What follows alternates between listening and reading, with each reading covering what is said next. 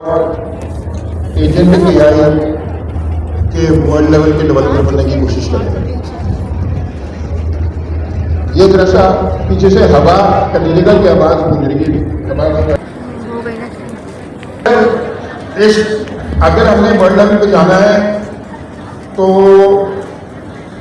एक काम करना पड़ेगा, एक्सट्रीम किसी का डिसिप्लिन होगा। अच्छा, डिसिप्लिन का मतलब ये नहीं कि आप मुझे मक्खन मारें, डिसिप्लिन का मतलब है पढ़ाई करें। और मामला ये होगा कि इस वक्त यहाँ पे 1500 लोग हैं। इस पूरे को हमारी 4 लोगों की टीजीपी में मेरे साथ लेफ्ट पे आरिफ गुलवानी बैठे हैं। ये हमारे जो हमने ये तहरीक शुरू की थी, हमने उसका नाम रखा था ऑपरेशन बदर।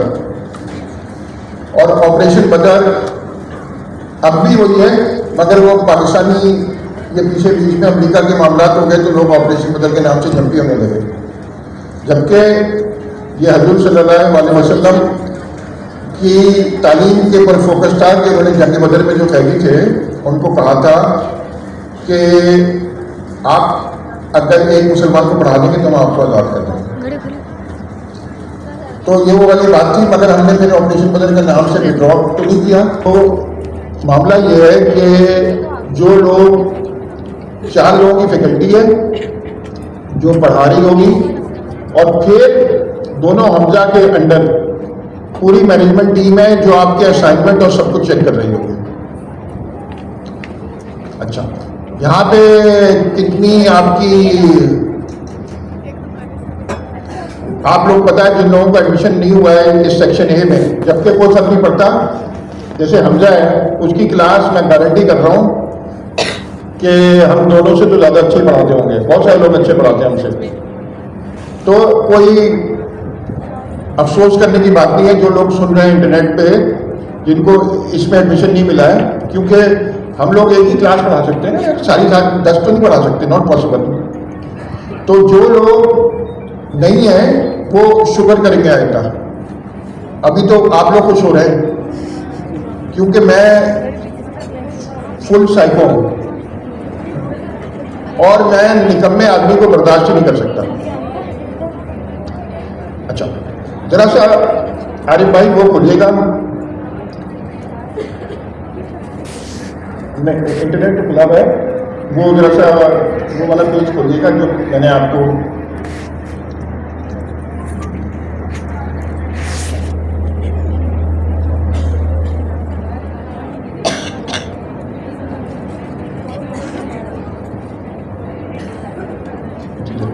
पहले दिन ही जबरदस्त किस्म का असाइनमेंट दूंगा। और हम जो लोग देखना चाह रहे हैं, सबसे पहले देखें इस नई दुनिया में एक खास किस्म का माइंडसेट चल सकता है जो हर नए चैलेंज पे खुश हो और सोच होने के बजाय। तो आप URL देखें, ये www.github.com/University में पाइथन की जो रिपोजिटरी है उसके अंदर ग्रोथ माइंड चैलेंज है। आपने पाइथन, आप कहेंगे सर आपने तो पाइथन पढ़ा ही नहीं, आप लोगों पे 6 महीने लगाए बल्कि ज़्यादा। तो आपने इसमें लिंक भी है, अब देखना है कि कौन सबसे पहले ये असाइनमेंट करता है।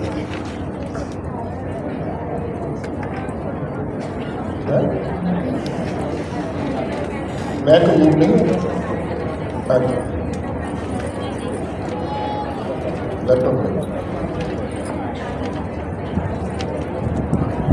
ये स्ट्रीमलिंक का एप्लीकेशन वाला ना, इसका वीडियो की इंस्ट्रक्शन उसने पूरी दी हुई है।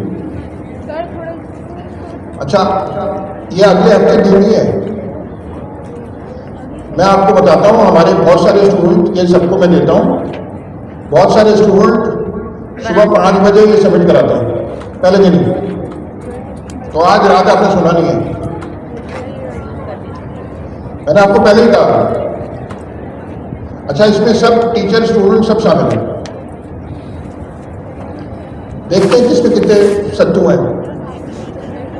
हर एक को शिकायत रहती है ना कि मुझसे फेयर नहीं है। तो आपने क्या करना है, ये असाइनमेंट करना है। पाइथन आपको नहीं आती है, कोई बात नहीं, टाइपस्क्रिप्ट तो आती है, तो पाइथन सीखिए। और फिर साथ इस प्रोजेक्ट का वीडियो भी मैंने पूरा दिया हुआ है। अच्छा, एक साइकोलॉजिस्ट है, वो ये कहता है कि दो किस्म के लोग हैं, एक ग्रोथ माइंड कहलाता है माइंडसेट, और एक फिक्स्ड माइंडसेट कहलाता है। ग्रोथ माइंडसेट क्या है? नई चीज देखता है वो खुश होता है, नया चैलेंज देखता है वो खुश होता है, रोंदी नहीं करता। और फिक्स्ड माइंडसेट क्या है? मैं आपको एविडेंस भी दूं, यार एआई की हाई आपने आज तक किसी चीज की हाई कितनी देखी है जितनी एआई की इस वक्त है? मैंने तो देखी, मुझे भी आईटी में 20-25 साल हो गए, मगर आईटी के अलावा भी मैंने कभी कितनी किसी जंग की इतनी खबर नहीं सुनी जितनी एआई की सुन रहा हूं। जब वियतनाम की जंग हो रही थी पाकिस्तान में किसी को पता भी नहीं था। तो हमें ये काम करना है।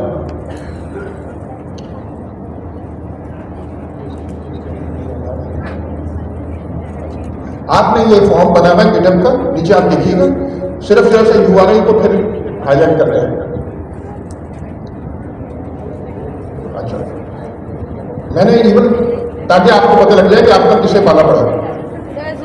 अच्छा, आप में से इसमें कोई कट ऑफ पॉइंट नहीं है, क्योंकि मुझे पता है ये बहुत है, ये आपका टेस्ट नहीं है, ये देखना है कि आप में से बेस्ट ऑफ द बेस्ट कौन है। देखिए, मैं 10,000 लोगों को डायरेक्ट तो नहीं हो सकता ना, नॉट पॉसिबल है। तो देखते हैं, हमारे टीचर भी कहते हैं कि हमें बहुत आता है, पता लग जाए। हमारे आप लोग भी में से बहुत बैठे होंगे। ये बताइए, ये ऑपरेशन बदर में इन्होंने 2000 में ज्वाइन किया। ये अपनी कहानी कुछ सुनाएंगे, मगर मैं तो जो मैंने इनको रला दिया वो बता रहा हूँ। ग्रोथ माइंडसेट चैनल इनको कोयला पढ़ाने भेजा, ये जुम्मे के दिन जाते थे, ये मिलेगी कहाँ से? सारी सड़क खराब थी पाइथन के अंदर। कोयटा की, अब तो बहुत बेहतर हुआ। 2 मिनट हम नमाज का ब्रेक ले रहे हैं, अजान का, फिर शुरू करते हैं। अच्छा, मैं तो उस दफ़ा मैं भी किया, जब आप कोयटा पहुंचते थे और वापस कराची पहुंचते थे, तो आपने कुर्सी में बैठे होते थे तो फिर भी हिल रहे होते थे, क्योंकि सड़क इतनी खराब थी कि आदमी को ना, और ये वहां पहुंचते ही ना, जैसे ही लैंड करते थे ना, वहां पे टीचिंग असिस्टेंट और टीचर्स की क्लास लेना शुरू कर देते थे पढ़ाने। ये इन्होंने 2 साल किए। फिर इनको कोयत से ऑफर आ गई, आप अंदाजा कर सकते हैं कोयत में सैलरीज कितनी है।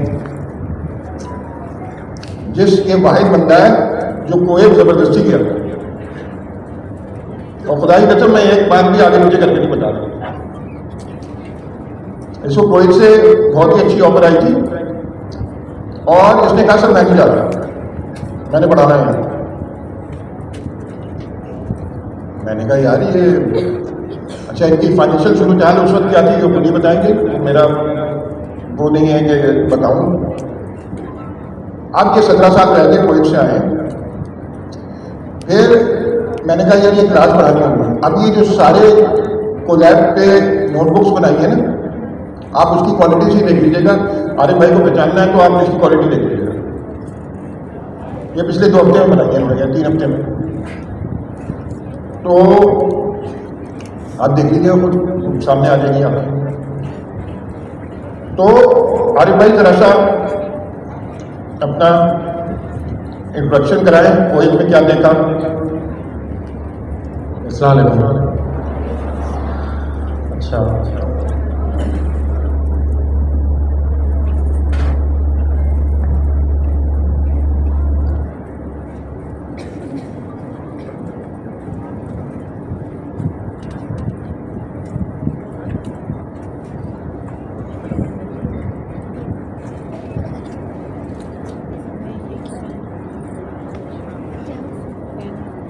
हेलो, आवाज़ आ गया? आवाज़ आ गया? तो मैं बना लूँ, तुम टैग लगा लो, लाओ दो, थोड़ी देर में दे दूँ। एक मैं प्लान करता हूँ, एक तुम प्लान करते हो, और I am the best planner. वो बेस्ट प्लानर हर चीज़ के अंदर बेस्ट प्लानर है। आप जब इंसानियत के लिए कोई अच्छा प्लान लेके चलते हैं ना, आपका प्लान एग्जीक्यूट नहीं होता, क्योंकि उस वक्त अल्लाह का बेहतरीन प्लान एग्जीक्यूट हो रहा होता है और उसको आप एग्जीक्यूट करते हैं।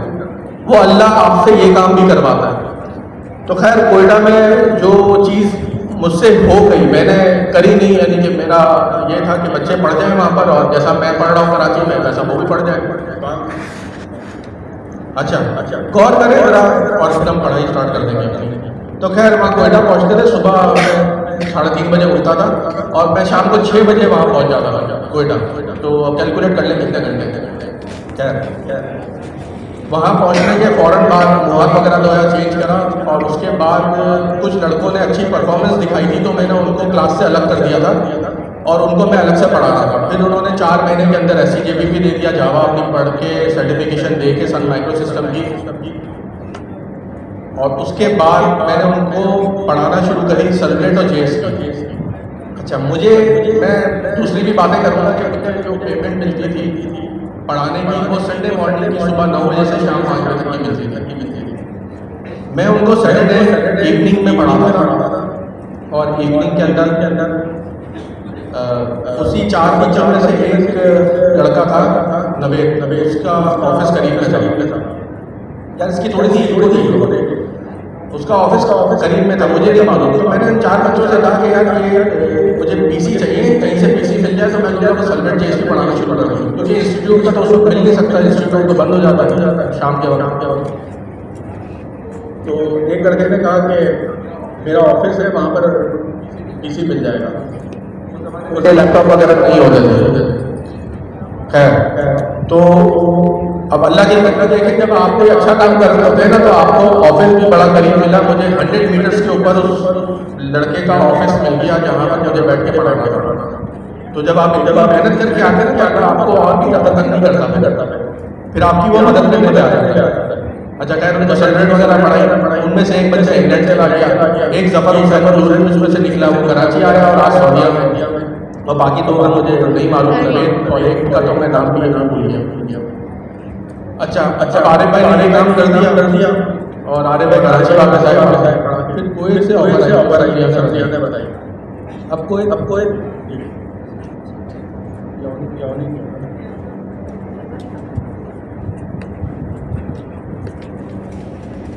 ये मुझे ना 15 साल के बाद 16 साल के बाद 20 साल के बाद अल्लाह का बैग रखो, पीछे ठंड लग रही होगी तो मुझे नहीं पता नहीं चला अच्छी ऑफर आई। वहाँ कोई चले गए, जब कोई चले गए तो 17 साल बाद वापसी हुई। अच्छा, इस दौरान भी आरिफ भाई ने बड़ी कोशिश करी कि चलते हैं पाकिस्तान वापस, लेकिन ना अल्लाह आपको रिवॉर्ड करता है ना। मुझे तो नहीं मालूम था कि मैं अल्लाह से ट्रेड कर रहा हूँ। उसके इंसानों की खिदमत करने से है ना, आप अल्लाह से ट्रेड कर रहे होते हैं, और जो आपको नवाजने लगता है तो फिर आपसे ना समझे नहीं समझता। और मैंने काफ़ी कोशिश करी, मैं नहीं आ सका। मैं 17 साल मिडल ईस्ट में लगा के आना और खूब अय्याशी करी, ठहरा आपके सामने। तो मैं चाहता हूँ यार, कम से कम मैं ना ऑपरेशन बदर का एहसान तो कभी भी नहीं उतार पाऊँगा, यानी ये नामुमकिन सी चीज़ है मेरी ज़िंदगी में। और मैं सिर्फ थैंक यू कहना चाहता हूँ ऑपरेशन बदर को, और वो थैंक यू मेरा ये है कि जितनी मैंने कर ली तरक्की, उतने ये सब कर गए। उसके बाद आप ये करेंगे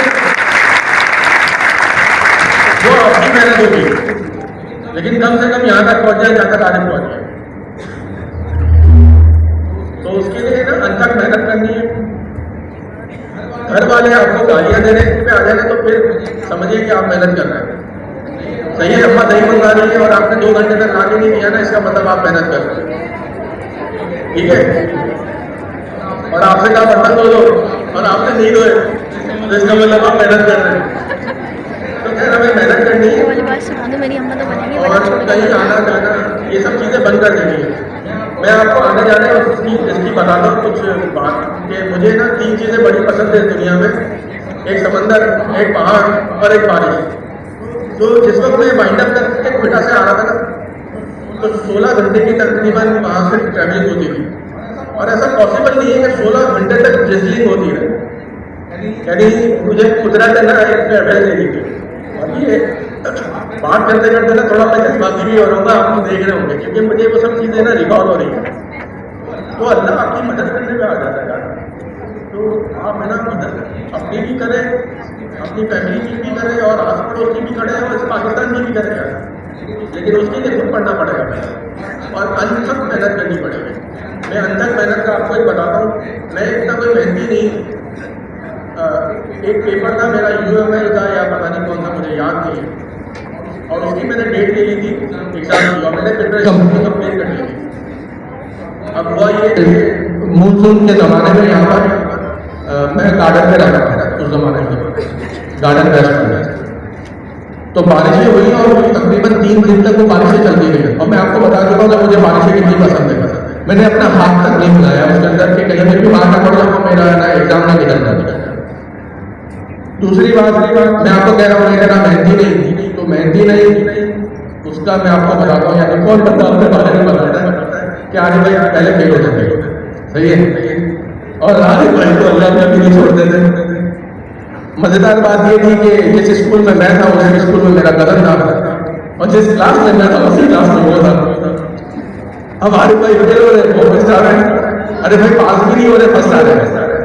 और जिस पर ये एनुअल रिजल्ट अनाउंस होता था, तो मैं कह रहा हूँ ना कि मजेदार बात ये है कि आपके पीछे पड़ा उस वक्त खानदान में कहीं ना कहीं दावत है, जो आरिफ हो रहे हैं वहाँ पर, और आपके कदम पास भी बल्कि फर्स्ट आ रहा है। तो इज्जत तो आने जाने वाली चीज नहीं थी, तो फिर मसला नहीं है। तो एक वक्त हुआ ये भाई, अब कुछ हो तो नहीं रहा जिंदगी में, स्कूल वाले भी निकालेंगे, नवीं शादी की वो भी प्रमोट कर ही देते थे।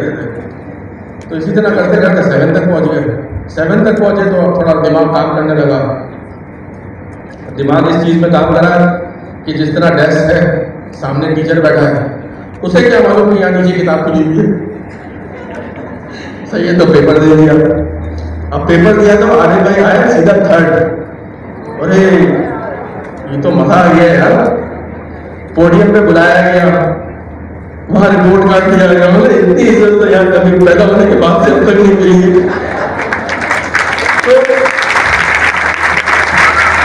तो वहां से मुझे है ना पढ़ने की लत लगी, और पढ़ने की भी लत इसलिए थी, वो लत ये थी इज्जत मिलने की, कि यार मजा आ गया यहाँ पर आके।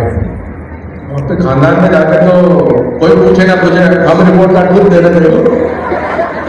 उस जमाने में तो फोन तो होता नहीं था, ना व्हाट्सएप होता था, बता स्कैन कॉपी करते आप सबको भिजवाते, और थोड़े पैसे होते थे अखबार में छपा देते। देखो तो खैर सबको बताया। फिर पढ़ाई करने के आगे इस तरह है कि अब हर दफा तो चीटिंग होती नहीं है। अब हर दफा तो टीचर वहाँ अपनी बीवी से लड़के नहीं बैठा हुआ ना, वो किसी दिन खुश है तो वो घूम रहा है, अब घूम रहा है तो किताब कैसे खुलेगी यहाँ पर। तो नए नए तरीके इन्वेंट कर रहे हैं, किताब की जगह पढ़ रहा है, तो कभी पढ़ना चल रहा है, कभी पढ़ना नहीं चल रहा। तो फिर पढ़ना भी शुरू करा कि यार अगर चांस लग गया तो कर लेंगे इससे, अगर नहीं लगा ना तो फिर याद भी करना है। तो फिर चीज़ों के रखे लगाए, कुछ चीज़ समझी, कुछ करा, तो इसी तरह करते कराते हम पहुँचे बीकॉम तक। और बीकॉम तक एक दिन हुआ, फाइनेंशियल हालात हमारे कुछ अच्छे नहीं थे शुरू से ही। 22 तारीख को तनख्वाह खत्म हो जाती थी, आरिफ को अम्मा कहती थी क्या खाला ही घर जाओ, वहाँ से 500 रुपये ले आओ, इससे वो ले आओ। तो ये तो शुरू से चल रहा था। तो करते करते जब हम बीकॉम तक पहुँचे तो खैर पैसे खत्म हो जाते थे 22 तारीख को, लेकिन हमारे घर डॉन आता था, हम डॉन पढ़ते थे हर संडे। तो एक दिन संडे को डॉन बोला, जब डॉन बोला तो उसमें ये लिखा था कि ऑपरेशन बदर, चलो ये होगा कुछ, मुस्लिम of the sub continent did not participate in industrial revolution. बोले ये कौन है भाई, ये क्या बात लिख रहा है। उसके बाद आगे पढ़ा तो जावा, XML, UML, ये सारी चीज़ें। और मज़े की बात ये कि कुछ महीनों पहले मैं अपने एक दोस्त के साथ गया था, क्लिफ्टन में फेडरेशन हाउस होता है, पता नहीं अब है कि नहीं, वहाँ एफटेक होता था या एफेक होता था। समथिंग कुछ 95,000 का कोर्स था उस ज़माने में, 99 या 2000 की बात कर रहा हूँ मैंने ऑपरेशन बदर ज्वाइन किया था अक्टूबर 2000 में, तो 2-3 महीने आप 2000 की बात कर रहा हूँ मैं, 2-3 महीने पहले मैं वहाँ गया था, तो 95,000 का उन्होंने कोर्स बताया था जावा का। तो मेरा जो दोस्त था उसके तो वाले साहब सऊदी अरब में थे, बोलो वो तो फीस पे कर सकता है, हमारे पास तो 1 रुपया नहीं है भाई, तो वापस आ गया उसके साथ। तो ये कोर्स लॉन्च हुआ, 2,500 रुपये, 2,500 रुपये तो दे सकते हैं, इतने अमीर तो है। तो फीस जमा कराई, मेरा कज़न पढ़ रहा था सर सैयद यूनिवर्सिटी के अंदर। यानी मज़ेदार चीज़ है ना, ऐसी थी कि ना अब इज्जत से कोई फर्क नहीं पड़ता ना कि आपका कज़न पढ़ रहा है इंजीनियरिंग यूनिवर्सिटी में, आप धक्के खा रहे हैं, आप क्रिकेट खेल रहे हैं, सुबह उठ जाते हैं, सुबह 6 बजे क्रिकेट खेलना शुरू करते हैं, सूरज डूबता है फिर घर आते हैं, तो कुछ कर भी नहीं सकते थे ना क्रिकेट खेलने के अलावा, क्या करते तो क्रिकेट खेल रहे थे। खैर सर सैयद में अनाउंस हुआ, और अनाउंस होने के बाद वहाँ पर लाइन लगी हुई थी, तो एप्टीट्यूड टेस्ट की डेट मिली, एक एप्टीट्यूड टेस्ट दिया। मेरे कज़न ने बताया कि भाई वहाँ सर सैयद के इंजीनियर्स के 38 से ऊपर नहीं आने वाले मार्क्स। अच्छा क्या देखेंगे क्या करते हैं। फिर गया मैं वहाँ सर सैयद, मेरी टाइम स्लॉट थी शाम को 7 बजे सर सैयद में, 1 घंटे का कुछ था एप्टीट्यूड टेस्ट और MCQ बेस्ड था। आखिरी MCQ पे क्लिक करा और सबमिट दबाया तो 36।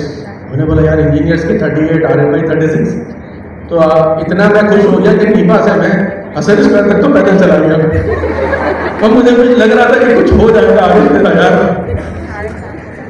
फिर जिस दिन क्लास थी उस दिन क्लास में आए तो 160 रुपये जेब में थे, 5 रुपये 7H, उस ज़माने में बस चलती थी 7H गार्डन से नीपा तक जाती थी और बड़ी घुमाती भी ले जाती थी, लेकिन वो सिंगल बस जाती थी तो 2 बसें बदलने के पैसे नहीं देने पड़ते थे, तो उसमें बैठ गए, नीपा उतरे, और नीपा उतरने के बाद सर सैयद में गए, वहाँ इंट्रोडक्शन क्लास वगैरह हुई और अनाउंस हुआ के बाद किताब और CD मिल रही है, वो ले लें, अगले हफ्ते से हम उससे पढ़ना शुरू करेंगे।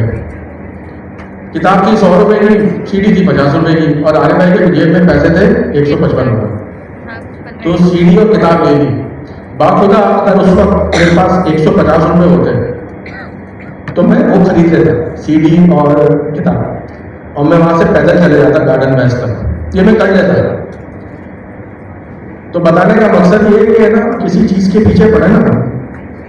अब मैं आपसे ना, ये क्लास है ना, ये क्लास ये सारे मेरे बच्चे हैं, मेरे भाई हैं, मैं आप सबको ना तैयार देखना चाहता हूँ, और तैयार इस तरह देखना चाहता हूँ कि पैसे वाले हो और दवा के काम कर रहे हो, सही है ना। तो मैं आपसे खुली डुली बात करूँगा, किसी चीज़ को है ना, किसी चीज़ के पीछे पड़े और जब आपको वो समझ में आ जाए ना, उसको है ना कुत्ते की तरह ग्रैब करें, फिर छोड़े ना उसको।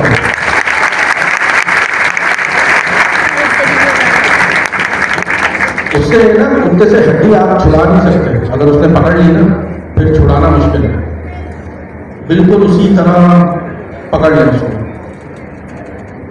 आज आपको ये ग्रोथ माइंडसेट का चैलेंज दिया है। मेरा बेटा यहाँ बैठा है 9.5 साल का, ठीक है, इसकी जितनी हेल्प घर में हो सकती है बाप की हैसियत से वो तो है, लेकिन ये ग्रोथ माइंडसेट का चैलेंज मुझे 1 हफ्ते पहले मालूम था, मैंने इसके साथ शेयर नहीं किया, क्योंकि इसको भी इक्वल अपॉर्चुनिटी होनी चाहिए जो आपको है, इसको ये प्रिविलेज क्यों होना चाहिए।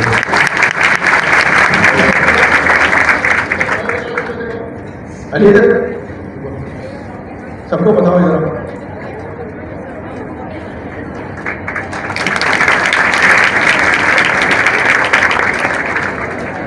तो इसे भी मैंने नहीं बताया इस चैलेंज के बारे में।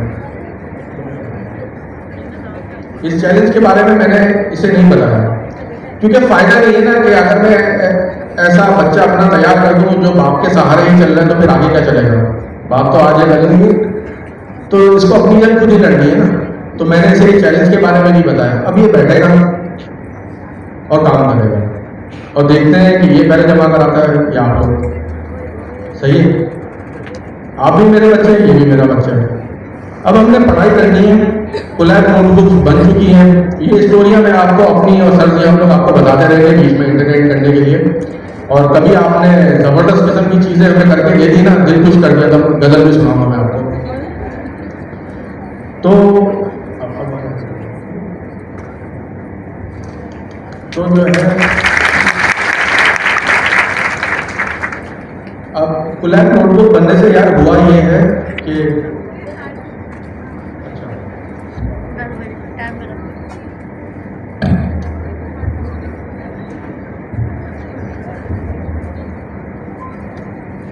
अच्छा, ये आपने अभी हमारी टीम का पहला खिलाड़ी देखा है।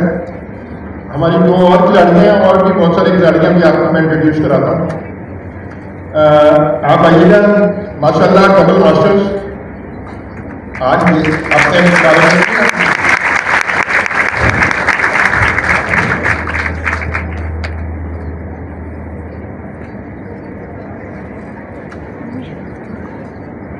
मिस होती है ना मैंने। किया था।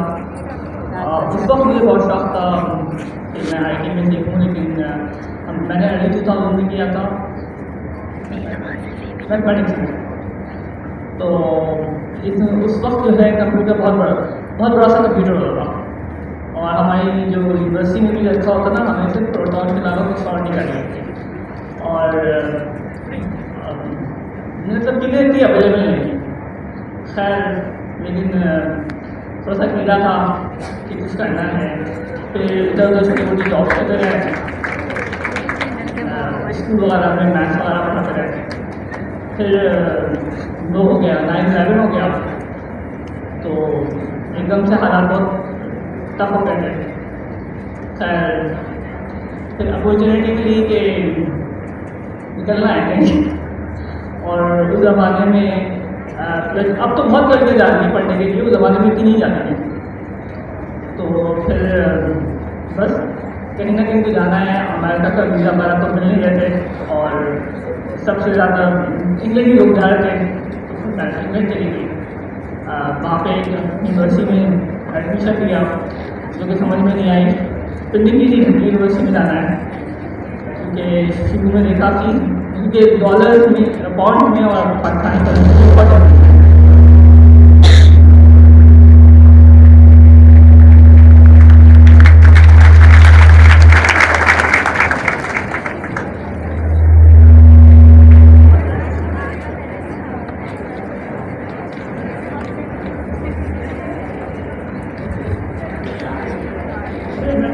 मैंने कार्डिफ यूनिवर्सिटी में एडमिशन लिया और मास्टर्स किया कंप्यूटिंग में और कुछ से वहाँ जॉब की। तो जॉब तो मेरी बहुत अच्छी थी, जगह भी बहुत अच्छी थी, अपार्टमेंट भी बहुत अच्छा था, लेकिन बस ये कि आप सुबह वहाँ जो है ना सुबह 6 बजे उठते हैं, जॉब पे जाते हैं और 8-9 बजे घर आते हैं। तो उसके बाद और वीकेंड होता था, तो टाइम भी बड़ा अच्छा था। फिर लेकिन ये था कि मुझे कुछ करना चाहिए, तो रिसर्च में किया। रिसर्च से कंसर्न था, रिसर्च की कैसी थी कि वो मैथमेटिक्स और उसमें थी, मैथमेटिक्स और कंप्यूटर में। लेकिन रिसर्च जो थी कुछ ऐसे पाई कि बदल की तबियत थोड़ी यहाँ पर खराब हो गई, तो हमने भी बहुत करनी थी, बताती थी लेकिन आपको कैसे जाता है, तो मुझे पाकिस्तान में पता। तो पाकिस्तान आई, फिर मैंने पाकिस्तान आके यहाँ पे भी कुछ ऐसे जॉब की,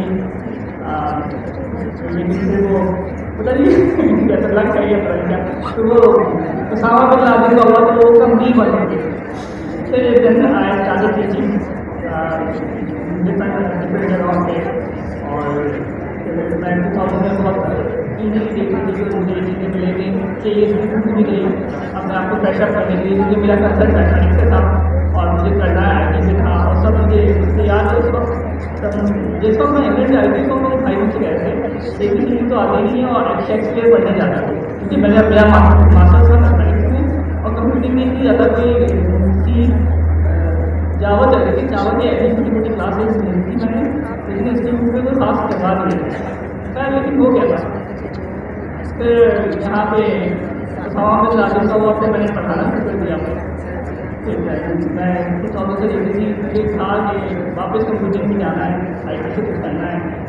तो मुझे ऐसा लगा था, मैंने सोच किया, मुझे बड़ा अच्छा लगा कि इतनी प्राउड हो और इतनी अच्छी तरह से ये करा रहे हैं और लेटेस्ट चीज़ें कर रहे हैं। तो मुझे सबसे खुशी इस बात की है कि ये करता था जहाँ भी जाओ वो बहुत तारीफ करने के लिए पड़ा है। तो मेरा ये अगर मैं भी कोई पार्टिसिपेट करूँ उसके लिए सर्दी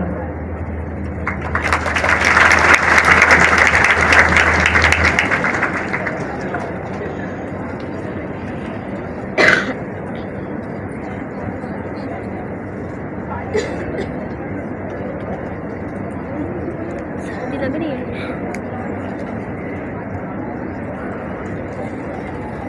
LSE के क्वार्टर 5 की इसका तलबा हूँ। Professional degree is PGDC in teaching and Islamic studies from university of London. मुझे स्कॉलरशिप पे भेजा गया था और माशाल्लाह से कुछ हो गया है। प्रेस्टिजियस स्कॉलरशिप कही जाती थी। And when I came back I taught at least for 20 years. मैं इतनी बड़ी नहीं, बट मैंने बहुत शुरू से स्टार्ट किया था because I started my professional teaching at the age of 12। मैंने 12 साल से एक लड़की होकर स्टार्ट कर दी थी अपनी professional life because I didn't want के नहीं आप लड़कों के साथ चले। हमारे ख़ानदान में हमारे घर में लड़कियों को कोई प्रोटोकॉल नहीं दिया जाता था। सेम जैसे लड़कों को ट्रीट किया जाता है वैसे ही लड़की को ट्रीट किया जाता था कि अगर वो इतने हैं कि वो जा सकते हैं आप भी जाएँ, आप भी अपनी प्रोफेशनल डिग्रीज लें। मेरा टेक सफ़र इस तरह शुरू हुआ कि when I was pregnant and जब मेरा बेबी हुआ तो मुझे अपनी टीचिंग छोड़नी पड़ी। तो अचानक जिससे रैंडम अप्लाई करते हैं आप जॉब्स पे, रिमोट जॉब्स पे, मैंने लिंक्डइन पे अप्लाई करना शुरू किया, फेसबुक पे शुरू किया और मुझे एक कंपनी है USA बेस्ड है, उसका नाम है ऑडिटा। ऑडिटा इज अ कंपनी। और जब मैंने वो कंपनी छोड़ी अपने एक प्राइवेट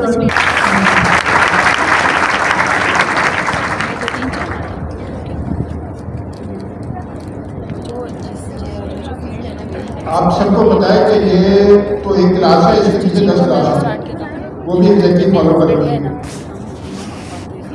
उसका कोऑर्डिनेशन का जो अनिल भाई और कासिम भाई की है, मतलब डे टू डे हमें लोग चाहिए तो हम जाए। एक समझ में नहीं आ रहा, दोनों के एक तो नजर आ रहे हैं मुझे और दूसरे वाले जरा आइएगा दोनों। ये दोनों हमजा जो है ना, ये पूरा कोऑर्डिनेशन कर रहे होंगे। सीनियर वाले हमजा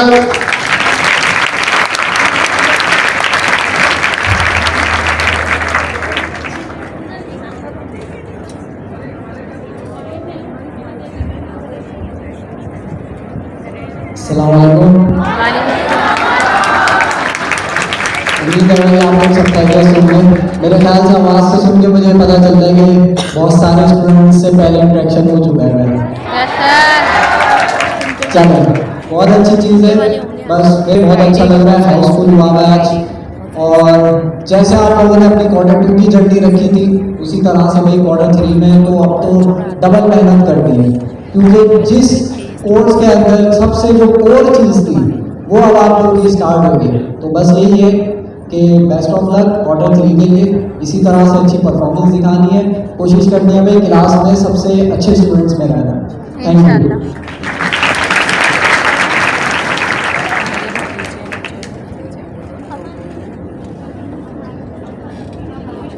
अस्सलाम वालेकुम। कैसे हैं आप सब? अच्छा, तो मेरा नाम हमजा है। मैं ऑलरेडी आप लोगों को 2 क्वार्टर में अगर जानते हो तो भाई साथ आप लोग के चला। उससे पहले PIAC से सर के साथ आप वहाँ से सीख के यहीं आया, थोड़ा सा हमारी भी प्रैक्टिस हुई, आप लोगों को पढ़ाते पढ़ाते फिर और हमारे क्लाइंट्स के प्रोजेक्ट में चले, उसको भी देखा। जर्नी की सी है कि 2021 में मैंने कहीं ज्वाइन किया था सैलानी से। अच्छा, वहाँ से मुझे कुछ समझ नहीं आया या तो उस वक्त मेरा इंटरेस्ट इतना नहीं था तो ड्रॉप आउट हो गया। देन मैंने PIAC द्वारा ज्वाइन किया। वहाँ पे नेशनल स्टेडियम के अंदर हमारे एंट्री टेस्ट होते थे, वो क्लियर करके सर सैयद यूनिवर्सिटी में हमारी क्लासेस होती थी CNC की। अच्छा, वो क्लासेस ली, कुछ टाइमिंग के इश्यूज हो रहे थे, उस वक्त जॉब चल रही थी तो टाइमिंग की वजह से क्लासेस नहीं हो पाई, 2-3 क्लासेस ली तो वो भी रह गए। देन मैंने अगेन ज्वाइन किया PIAC में, ये वाली एजेंटी की एजेंटी हुई, इसमें ज्वाइन करके अल्हम्दुलिल्लाह अब क्वार्टर 6 मेरा चल रहा है। वहाँ पे क्रिकेट वगैरह हम लोग इस तरह के एजेंटिक फ्रेमवर्क सीख रहे हैं और इंशाअल्लाह आप लोगों को भी कोशिश करेंगे सिखाने की। Thank you.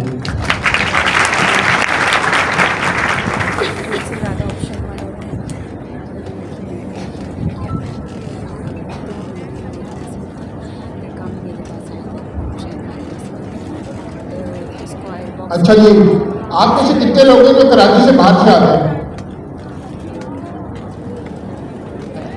अच्छा, हमारा पूरा सिंध में बढ़ने का प्लान है और हमारे पास यहाँ पे पूरे सिंध के लीडर इशारे बैठे हैं और ये इंशाल्लाह इसको आगे लेके चलेंगे। हैदराबाद में मेरा नवाब शाह से आते हैं वो इशारे मेरा साहब अपना इंट्रोडक्शन कराओ उनके।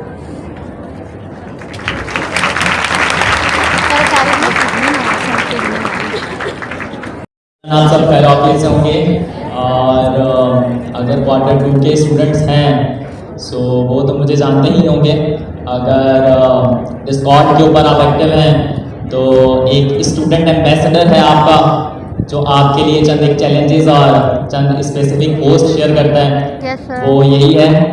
सो स्पेसिफिकली मेरा रिहायशी ताल्लुक नवाबशाह से है and I have been learning from PIIC for past 2 years and before than that I have been doing blockchain technology and then I have to leave it just because I believe that Sir Zia is doing way more than blockchain. So I does not have any specific words to explain just because you know crowd. So I just want to say keep growing, keep learning and let's shape Pakistan in a way like never before. Jazakallah.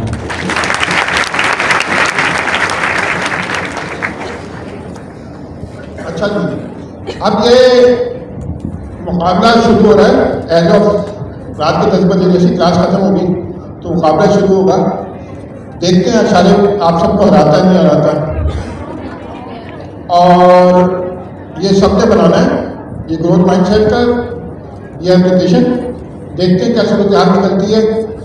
और मुझे पता है आप लोग बहुत जब रात को 2 बजे लगे होंगे तो मेरा नाम ही बुरा भला कह गया, कोई फर्क नहीं पड़ता। आखिर में दुआएं देंगे आप। आरिफ भाई जब जाते थे तो सबसे ज़्यादा बहुत सारे लड़के थे जो कोयटा में जिनका मुस्तकबिल बन गया। एक ने तो वॉइस मैसेज भी भेजा था, जो मैंने जो स्टार्स की वीडियो उसमें ग्रुप में मैंने भेजा था। तो पॉइंट मेरा कहने का ये है कि मगर सबसे ज़्यादा फायदा बंदे को खुद होता है। ये कोई जान नहीं सकते थे कि अगर इनके साथ जानना पड़ता है, क्योंकि वो हर चीज़ में मसाइल तो होते हैं। अच्छा, अब आगे बढ़ते हैं। तो ये सब ने देख लिया, इसके कोई डिस्कशन की जरूरत नहीं है। आपको समझो आपके कस्टमर ने रिक्वायरमेंट लिख के दिए, देखते हैं कौन कितने पद में है तो आप लोग उसके बाद वहाँ पे सबमिट करा दीजिएगा। फिर ये हम दोनों हमजा सारे ये हमारी बहनें ये सब मिल के चेक करेंगे और भी हमारी पूरी टीम है। अभी मैं सबका इंट्रोडक्शन नहीं करा सकता क्योंकि बहुत ज़्यादा टाइम लग जाएगा, फिर काम नहीं कर सकेंगे अब। तो आस्ते आस्ते कराते रहेंगे सबका इंट्रोडक्शन, मगर असली इंट्रोडक्शन उसको होगा अगली क्लास से पहले 2 लाइनें खाली रखिएगा। कोई नहीं बैठेगा 2 लाइनों में, वो बैठेगा जो प्रोजेक्ट कर रहा है, जो कंप्लीट करके लाया। हमारे पास तो चीज़ रहता है भाई कि जो आदमी काम करना जानता है वो दूसरों को भी सिखाएगा तो वो आगे बैठा होगा तो आपकी हेल्प कर सकेगा ना। ताकि हमें असलन तो मुझे होना चाहिए कि ये येलो जर्सी, ब्लू जर्सी और रेड जर्सी, मगर इसलिए कि भी घबराहट सिस्टम बनाना इतना काफ़ी मुश्किल पड़ेगी। तो हम ये करेंगे पहले 2 जो है ना रोज वो खाली रखेंगे किनके लिए, सिर्फ यहाँ पे आके वो बैठे जो प्रोजेक्ट दिखाने को लेके आ रहे हैं। और आइडिया तो ये होना चाहिए कि पूरी आखिरी तक सिर्फ प्रोजेक्ट वाले हैं और आखिरी उस तरफ वो बैठे हैं जो बहुत सारे प्रोजेक्ट वाले हैं। अब देखते हैं अगले हफ्ते देखते हैं। अच्छा आरिफ भाई जरा से खोलिएगा पहला प्रोजेक्ट। अच्छा, इस प्रोजेक्ट में कोलैब में बनाने को नहीं है, यूबी में बनाने को है। बिल्कुल प्रोफेशनल प्रोजेक्ट है, मगर उससे ज़्यादा मैं बताऊँगा नहीं, कुछ सब कुछ लिखा करता हूँ।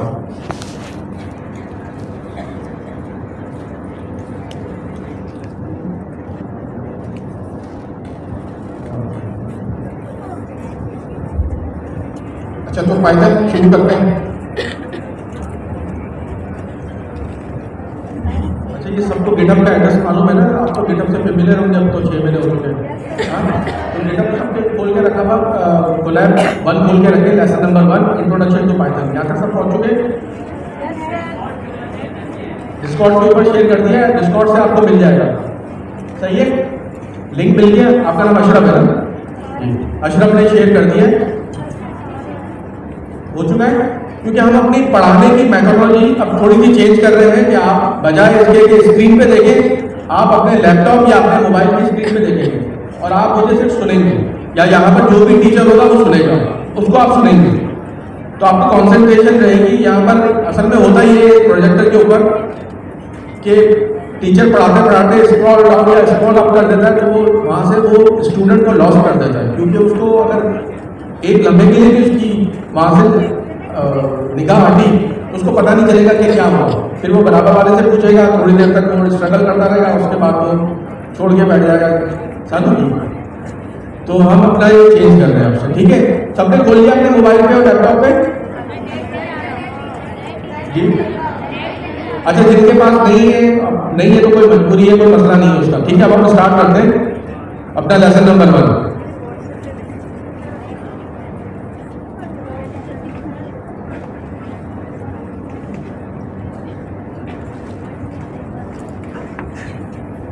लेसन नंबर 1 है हमारा इंट्रोडक्शन टू पाइथन। यहां तक क्लियर है सबको? ठीक है, अब हम अपना इंट्रोडक्शन देते हैं। पहले ये कुछ यूजफुल लिंक्स हैं जहां से आप पाइथन डाउनलोड करेंगे, लेकिन अभी मैं आपको कोलैब के बारे में थोड़ा सा बता देता हूँ कि कोलैब नोटबुक जो है वो गूगल की है। आपका गूगल अकाउंट होगा तो आप ऑलरेडी उसमें साइन इन हो सकते हैं अपने उस अकाउंट से।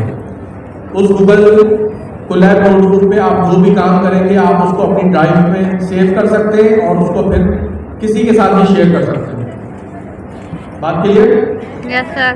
अच्छा, उस गूगल कोलैब में आपको कोई पाइथन का सेटअप नहीं करना, कोई इंस्टॉलेशन नहीं करनी, चलती हुई चीज़ें।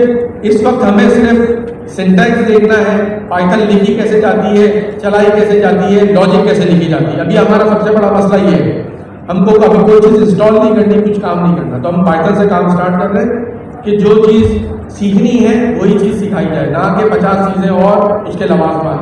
सही है ना? बिरयानी खानी तो सिर्फ बिरयानी खाएंगे, आप रायता सलाद छोड़ो। चले आगे बढ़ते हैं। यूजफुल लिंक्स है यहाँ पर, कोई पाइथन की डॉक्यूमेंटेशन है, W3 स्कूल है। W3 स्कूल के ऊपर आपको हर चीज़ चलती हुई मिलेगी। हमने कोलैब नोटबुक भी इसी तरह ही कंस्ट्रक्ट करी है। एक tutorialspoint.com, विजुअल स्टूडियो कर्सर है ये। अच्छा, पाइथन इज अ वर्सेटाइल। अच्छा, पाइथन के बारे में तो मुझसे कहा जाए ना यार कि अगर किसी लैंग्वेज की नेशनलिटी होती है तो पाइथन की क्या होती, तो मैं इसकी 3 लैंग्वेज लेता हूँ, C++, जावा और पाइथन। तो C++ होती रशियन, जावा होती ब्रिटिश इंग्लिश। क्यों? उसके लॉज और उसके, यदि आपने ब्रिटिशर्स को पढ़ा हो, समझा हो ना, तो उनके पास है ना, अगर घोड़े की रेस में जा रहे हैं तो उनके पास अलग हैट है पहनने की, बॉल खेल रहे हैं तो अलग है, धूप निकल आई तो अलग है, बारिश हो रही है तो अलग है। वो बड़े तरीके से और बड़े लॉज के साथ चलते हैं। तो ये होती जावा। अमेरिकन है, रिजल्ट होती है कि जो आपको टास्क दिया गया है या आपका कोई भी टारगेट है, अगर वो अचीव करना है आपको और अमेरिकन वे में करना है तो वो होती है पाइथन। आपको हर तरीके से ये फैसिलिटेट कर रही है, ऑब्जेक्ट ओरिएंटेड वे में, स्ट्रक्चरल प्रोग्रामिंग में, फंक्शनल प्रोग्रामिंग में। तू काम करने वाला बन, यानी पाइथन ये कह रही काम करने वाला बन, मैं हर तरीके से चलने को तैयार हूँ। तो ये पाइथन इसलिए हम कह रहे हैं वर्सेटाइल और पावरफुल लैंग्वेज। अब मैं सारी इंग्लिश में पढ़ने बैठूंगा ना तो फिर हमारी ये अभी 3 महीने आराम से निकल जाएंगे और फिर 10 चैप्टर तक पहुंचेंगे। मेरा आपको पढ़ाने का तरीका ये होगा कि मैं आपको कॉन्सेप्ट दूंगा, आप इसको घर जाके भी पढ़ेंगे, ठीक है? हम सबकी इंग्लिश, हमारी मदर टंग तो इंग्लिश है नहीं ना, लेकिन पढ़ के भी कुछ समझ में आती, तो मैंने बड़े आसान उसको अल्फाजों में लिखने की कोशिश करी है। और जहाँ पर कोई वोकैब आ गई है तो उसके मीनिंग भी लिखे हैं, उसका प्रोनाउंसिएशन भी लिखा है। तो आप घर जाके भी पढ़ेंगे। एक हफ्ते का वेट तो आप नहीं करेंगे ना कि एक ट्यूसडे से अगले ट्यूसडे आएगा तो फिर दूसरा लेसन हम पढ़ेंगे, दूसरा, तो इस तरह तो कुछ भी नहीं होना दुनिया में। अच्छा, मसले वाली बात जो है ना, जो मुझे मसले वाली बात लग रही है अभी, वो ये लग रही है कि अब तक जो दुनिया ने तरक्की करी ना हज़रत आदम अलैहिस्सलाम से लेकर अब तक, उसमें होता था इंसान का ब्रेन। इंग्लिश बातें बड़ी कम करेगा हम इंसान का ब्रेन काम करता था हर चीज़ के पीछे। उसने हथौड़ी बनाई, सबसे पहला इंसान जिसने पत्ते तोड़ के अपने आप को ढांपा, ये उसका ब्रेन काम करता था, तो वो ये सब काम कर रहा था। तो उसने व्हील इन्वेंट करा, फिर किसी ने जानवर की सवारी सीखी, इंसान ने काश्तकारी सीखी, उसको पकाना सीखा अनाज को, तो उसका ब्रेन काम कर रहा था। फिर अब 18वीं सेंचुरी में आ जाए तो राइट ब्रदर्स ने प्लेन बना लिया। आज की सेंचुरी में आ जाए तो एलॉन मस्क ने स्पेस एक्स बना लिया, सेल्फ ड्राइविंग कार्स बना ली, कंप्यूटर इन्वेंट हो गया, मोबाइल आ गया। इन सब टेक्नोलॉजी के पीछे ब्रेन था, ह्यूमन ब्रेन। अब हर किसी का ब्रेन एक लेवल का भी नहीं था। आइंस्टाइन था तो वो दुनिया में सिर्फ एक ही था। अगर अमेरिका के पास भी आइंस्टाइन था तो वो अमेरिका के पास भी एक ही था। ऐसा नहीं था कि उसके पास 1 मिलियन आइंस्टाइन थे। तो दुनिया आपस में कम्पीट कर रही थी, आगे पीछे चल रहा था। जैसा दुनिया ने बॉम्ब बनाया तो हमने भी अपना बना ही लिया, जुगाड़ करके कुछ न कुछ बनाइए, फाड़ दो, धमाका करता है, हिला के दिखा दिया दुनिया को, तो हम पहुँच गए। इस बार जो तरक्की हुई है ना, इंसान ने ना एक दूसरा ब्रेन बना लिया, अब है ना दिमाग बना लिया इंसान ने। अब इसके बाद जो तरक्की होगी ना, वो लीप जंप्स होंगे। अगर आप इसमें पीछे रह गए तो आप हमेशा के लिए पीछे रह जाएंगे। आपकी ज़रूरत है ना इस दुनिया को, आप नहीं रही कि आप यूरोप जाएं, ऑस्ट्रेलिया जाएं, अमेरिका, कनाडा, कहीं भी जाएं, वहाँ जाके स्टोर पे खड़े रहें, वो जॉब खत्म हो जाती। अब स्टोर वगैरह सारे ऑटोमेटेड हो रहे हैं, सारा सेंसर्स लगे हुए हैं। आप वहाँ से कोई चीज़ उठाएंगे, आपके वॉलेट से पैसे कट जाएंगे। आपने अपनी बास्केट से उठा के उस चीज़ को वापस रख दिया, आपके वॉलेट में फिर पैसे आ गए। तो अब तो है ना मैनलेस स्टोर्स आ रहे हैं वहाँ पर। तो आपकी एक जॉब खत्म हुई। टैक्सी चलाने के न्यूयॉर्क जाके तो सेल्फ ड्राइविंग कार्स आ गई है। आपको मैं स्टोर में जॉब दूँ, मैं आपको क्यों दूँ यार? आप तो हर दूसरे दिन बोलते हैं मुझे बुखार आ गया है, आज पेट में दर्द है, आज अम्मा का फ़ोन आया था, आज बीवी लड़ रही है, तो आप तो आते नहीं हफ्ते में 3 दिन। अब आ गए उसकी बजाय ह्यूमनॉइड्स। आपकी ये ना जॉब हमारी यानी थर्ड वर्ल्ड कंट्री की अब कम से कम होती जा रही है। इसके बाद अब जो अगर हम इस टेक्नोलॉजी में पीछे रह गए ना, तो हमें बाहर का वीज़ा नहीं मिलना, क्योंकि उन्हें ज़रूरत नहीं है, एक तो। और दूसरी बात ये कि ये एक बहुत बड़ा कॉन्सेंट्रेशन कैंप बन जाएगा, और यहाँ पर जो इंसान की कदर होगी या जो उसका मुस्तकबिल होगा या जो उसकी किस्मत होगी, वो यही होगी कि ये पैदा हुआ है एक दिन मरने के लिए। मुझे ये बताएं कि आप है ना, आप इस वक्त खुद अमेरिकन सिटीज़न होकर सोचें कि आपका मुल्क इतनी तरक्की कर रहा है, आपकी हर बड़ी बड़ी कंपनी LLM बना रही है और ये सारे काम हो रहे हैं। आपको एक पाकिस्तानी को बुलाने की क्या ज़रूरत है? मुझे बताएं। आप वहाँ से बैठ के सोचें कि आप अमेरिकन हैं, आपको कोई वजह समझ में आती है बुलाने की कि इसको मैं बुला लूँ पाकिस्तान से, यार कम पैसे में काम करेगा? कोई वजह समझ में आ रही है? वो रोबोट की तो यार $30,000 है ना, 30-32 हज़ार डॉलर का ह्यूमनॉइड है एलॉन मस्क जो बना रहा है। आपको अगर मैं $3,000 पर मंथ वहाँ पर सैलरी पे रखता हूँ तो 12 महीने के हिसाब से 36,000 रुपये तो यही होगा। उतने का तो एक ह्यूमनॉइड आया, वो ह्यूमनॉइड ना मुझे ना बोलता है कि मुझे बुखार आया और ना मैं थका, तो मैं आपको क्यों बुलाऊँ? समझ में आ रही है आपको बात कि आपकी वक़्त इस दुनिया में अब कम से कम होती चली जा रही है। आपको कोई हार्डवेयर देने को तैयार नहीं है, आपको कोई कंप्यूटर नहीं देगा, आपको कोई सर्वर नहीं देगा, सैंक्शंस लगेंगी हम पे। अभी ये हो रहा है काम, अभी जो ओवल ऑफिस में है। फिर आप क्या करेंगे यार? कुछ समझ में आ रहा है आपको? आपका फ्यूचर कुछ समझ में आ रहा है? एक कराची के अंदर हम कितनी बिरयानी बेच लेंगे यार? एक यही काम रह गया ना हमारे पास, कितनी दुकानें खोल लेंगे? नामुमकिन सी बात है ना कि अगर यहाँ 50 बिरयानी वाले हैं तो खाने वाले तो लिमिटेड है ना, उतने ही है ना यार, और उसमें से हर कोई तो चलेगा भी नहीं। हम क्या काम करेंगे? अभी हमें डीप सीक के बारे में सबको पता है? बिल्कुल यार, मुझे मज़ा आ गया। मुझे अपनी क्लास है ना, आवाज़ उसको रिस्पॉन्ड करने में ना नर्सरी क्लास की तरह चाहिए मुझे। मैं अगर कुछ पूछूँ ना तो आप नर्सरी क्लास के बच्चों की तरह जवाब दें, और जब मैं बोल रहा हूँ ना तो मुझे पिन ड्रॉप साइलेंस चाहिए, क्योंकि मैं आप तक कोई चीज़ पहुँचाना चाह रहा हूँ, कोई लॉजिक या कोई थॉट पहुँचाना चाह रहा हूँ। वो थॉट अगर आपके अंदर समा जाएगी ना तो आप कुछ सोच पाएंगे। मैं ये नहीं कह रहा कि मैं बहुत बड़ा अल्लामा हूँ, मैं तो आपको पीछे बता कर जाऊँगा मैं फेल होता था, तो मैं अल्लामा नहीं हूँ ना, अल्लामा बनने की कोशिश कर रहा हूँ, मैं सिर्फ समझाने की कोशिश कर रहा हूँ। अभी डीप सीक ने वो LLM बना लिया जो $100 of billions लगा के अमेरिका में कंपनियां बना रही हैं, $5.6 मिलियन के अंदर। अमेरिका ने चाइना के ऊपर सैंक्शन लगाए हुए हैं, उसको वो हार्डवेयर प्रोवाइड ही नहीं कर रहे कि जिसकी मदद से वो अपने LLMs को ट्रेन कर लें। उन्होंने अदर वे राउंड सॉफ्टवेयर कर दिया, उन्होंने सॉफ्टवेयर में ऐसा काम करा कि उनका चल पड़ा और सीधा जाके ChatGPT को टक्कर दे रहा है। ऐसा भी नहीं कि हमने बना लिया जो आड़ा तिरछा चल रहा है, ऐसा भी नहीं, टक्कर दे रहा है नंबर 1। तो सॉफ्टवेयर के थ्रू हम ये सब काम कर सकते हैं, और सॉफ्टवेयर के लिए हमें एक लैपटॉप चाहिए 50-60 हज़ार रुपये का, जो मिल ही जाएगा हमें, हम खरीद भी सकते हैं, इंटरनेट भी हमारे पास चली जाएगा। तो बस हमें सिर्फ इतनी सी चीज़ें चाहिए, उसके अलावा मटीरियल बेतहाशा पड़ा हुआ है यूट्यूब के ऊपर, हमारे अपने गिटहब के ऊपर, दूसरों के और गिटहब के ऊपर, सिर्फ आपको सीखने वाला बने। ठीक है, अब आगे ना हमारा बहुत टाइम वेस्ट हो गया है, 9 तो अभी बजने वाला है। हम पढ़ेंगे बड़े तेजी के साथ, क्योंकि आपको प्रोग्रामिंग कॉन्सेप्ट हैं, सब लोग साथ देंगे मेरा? अलग फिर चले आगे बढ़ते हैं, और इसी तरह फिर हम बीच में बातें करते रहेंगे। पाइथन एजेंटिक AI के अंदर क्या है, इसको आप पढ़ लेना, ऑटोजन, ऑटो GPT, ओपन API और इस तरह की जो चीज़ें हैं ये आप पढ़ लेंगे, आपको समझ में आ जाएगी। अब हम सीधा मुद्दे के ऊपर आते हैं। पाइथन का इस्तेमाल कहाँ है? डेटा साइंस के अंदर, एजेंटिक AI के अंदर, machine learning, neural natural language processing के अंदर, computer vision, robotics, web development और ब्ला ब्ला ब्ला, साइंटिफिक कंप्यूटिंग, साइबर सिक्योरिटी, हर जगह की। इससे अच्छी लैंग्वेज है ना मैंने देखी नहीं है। मुझे मज़ा आ गया पाइथन में काम करके ना, कि जो आप काम करना चाहो ना हो जाता है।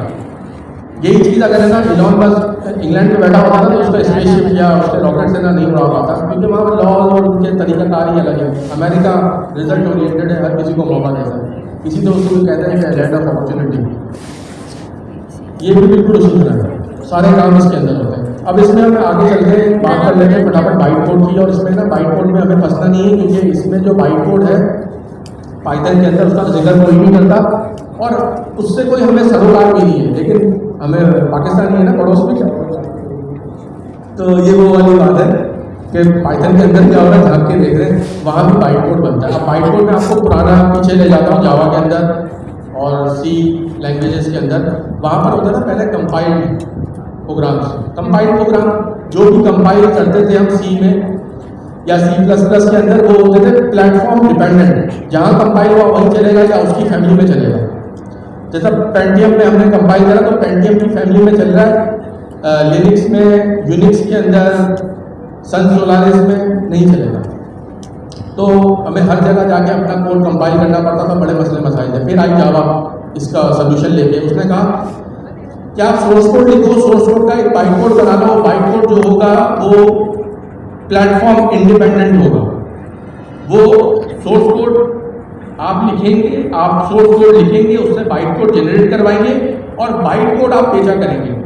आप जो बिजनेस करेंगे ना, हम सॉफ्टवेयर लिखेंगे तो हम बेचेंगे, तो वहाँ जो चीज़ बिकती थी वो बाइट कोड बिकता था डॉट क्लास की फॉर्म में, और वो बाइट कोड डॉट क्लास जो है वो कहीं पर भी चल जाती थी, क्योंकि सिर्फ वहाँ पर JVM डाउनलोड करो, जावा का इन्वायरमेंट दे दो, उस प्लेटफॉर्म स्पेसिफिक प्लेटफॉर्म के हिसाब से, यानी कि उस पर JVM वगैरह ना हर प्लेटफॉर्म की अलग अलग होती थी। आप अपने प्लेटफॉर्म की डाउनलोड करो और उसको चलाओ। तो ये बड़ा ज़बरदस्त किस्म का जावा का सोल्यूशन था। उसके बाद उसमें वर्चुअल मशीन हुआ करती थी, इंटरप्रेटर और just in time compiler. Just in time compiler क्या करता था कि जब वो बाइट कोड एग्जीक्यूट होता था, वो बाइट कोड मशीन तो नहीं समझती ना, मशीन समझती है बाइनरी लैंग्वेज अपनी, उसको ऑपरेटिंग सिस्टम उस बाइट कोड यानी जस्ट इन टाइम कंपाइलर उस ऑपरेटिंग सिस्टम के हिसाब से बाइट कोड को मशीन लैंग्वेज में कन्वर्ट करता था, और मशीन लैंग्वेज में कन्वर्ट करने के बाद ऑपरेटिंग सिस्टम को देता था उसकी एग्जीक्यूशन के लिए। फिर ऑपरेटिंग सिस्टम की जिम्मेदारी है कि उसको एग्जीक्यूट करवाना। पाइथन के अंदर भी इंटरप्रेटर के अंदर बाइट कोड बनता है। ये इस वक्त ब्लैक बॉक्स है, इसके अंदर क्या हो रहा है वो नहीं दिखाया जा रहा है। यहाँ जो मैं अपना कर्सर जहाँ घुमा रहा हूँ, ये अब हम नेक्स्ट में आ जाते हैं। How Python works. नो अपने अरे भाई ने ये बनाया जैसे ऊपर आइए ना, मैं इनके नोटबुक देख रहा था सीखने के लिए। आप ये देखिए पाइथन, हमारी जो पाइथन है ना, उसको कन्वर्ट करके वो मशीन कोड में डायरेक्ट दिखा देती है और चला इसका देती बच्चा वाला दिमाग है। है। मैं ये समझ रहा हूँ, परसों तक कभी झूठ नहीं बोलूँगा। अपनी भी जो नहीं पता वो बता पाएगा, उसमें क्या है। अगर ऐसे आपको भी ये करना तो तुम चाहिए। डायरेक्ट कांटेक्ट करना जो उसको। आता है, हाँ आता है, नहीं पता तो कहने आप नहीं करने ईगो भी का मत मतलब देना नहीं है। अच्छा, अब हमारे यहाँ पे बहुत सारे बाप रे, इसको बोलना चाहिए मेरे ये तस्वीर देखिए ना, क्या है पाइथन आई, पाइथन को इंटरप्रेटर में दिया हमने। अच्छा, पाइथन क्या इंग्लिश लाइक इंटरप्रेटर में दिया, इंटरप्रेटर ने मशीन लैंग्वेज बना दी। अच्छा, जावास्क्रिप्ट में जो आप करते थे नोड.जेएस में वो भी यही होता है। आपने इंग्लिश दी, उसको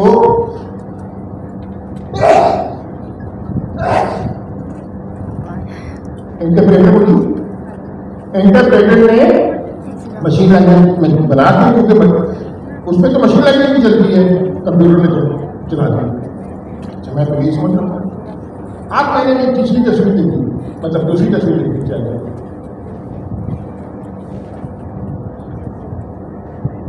ये तो मैं हैरान हूँ,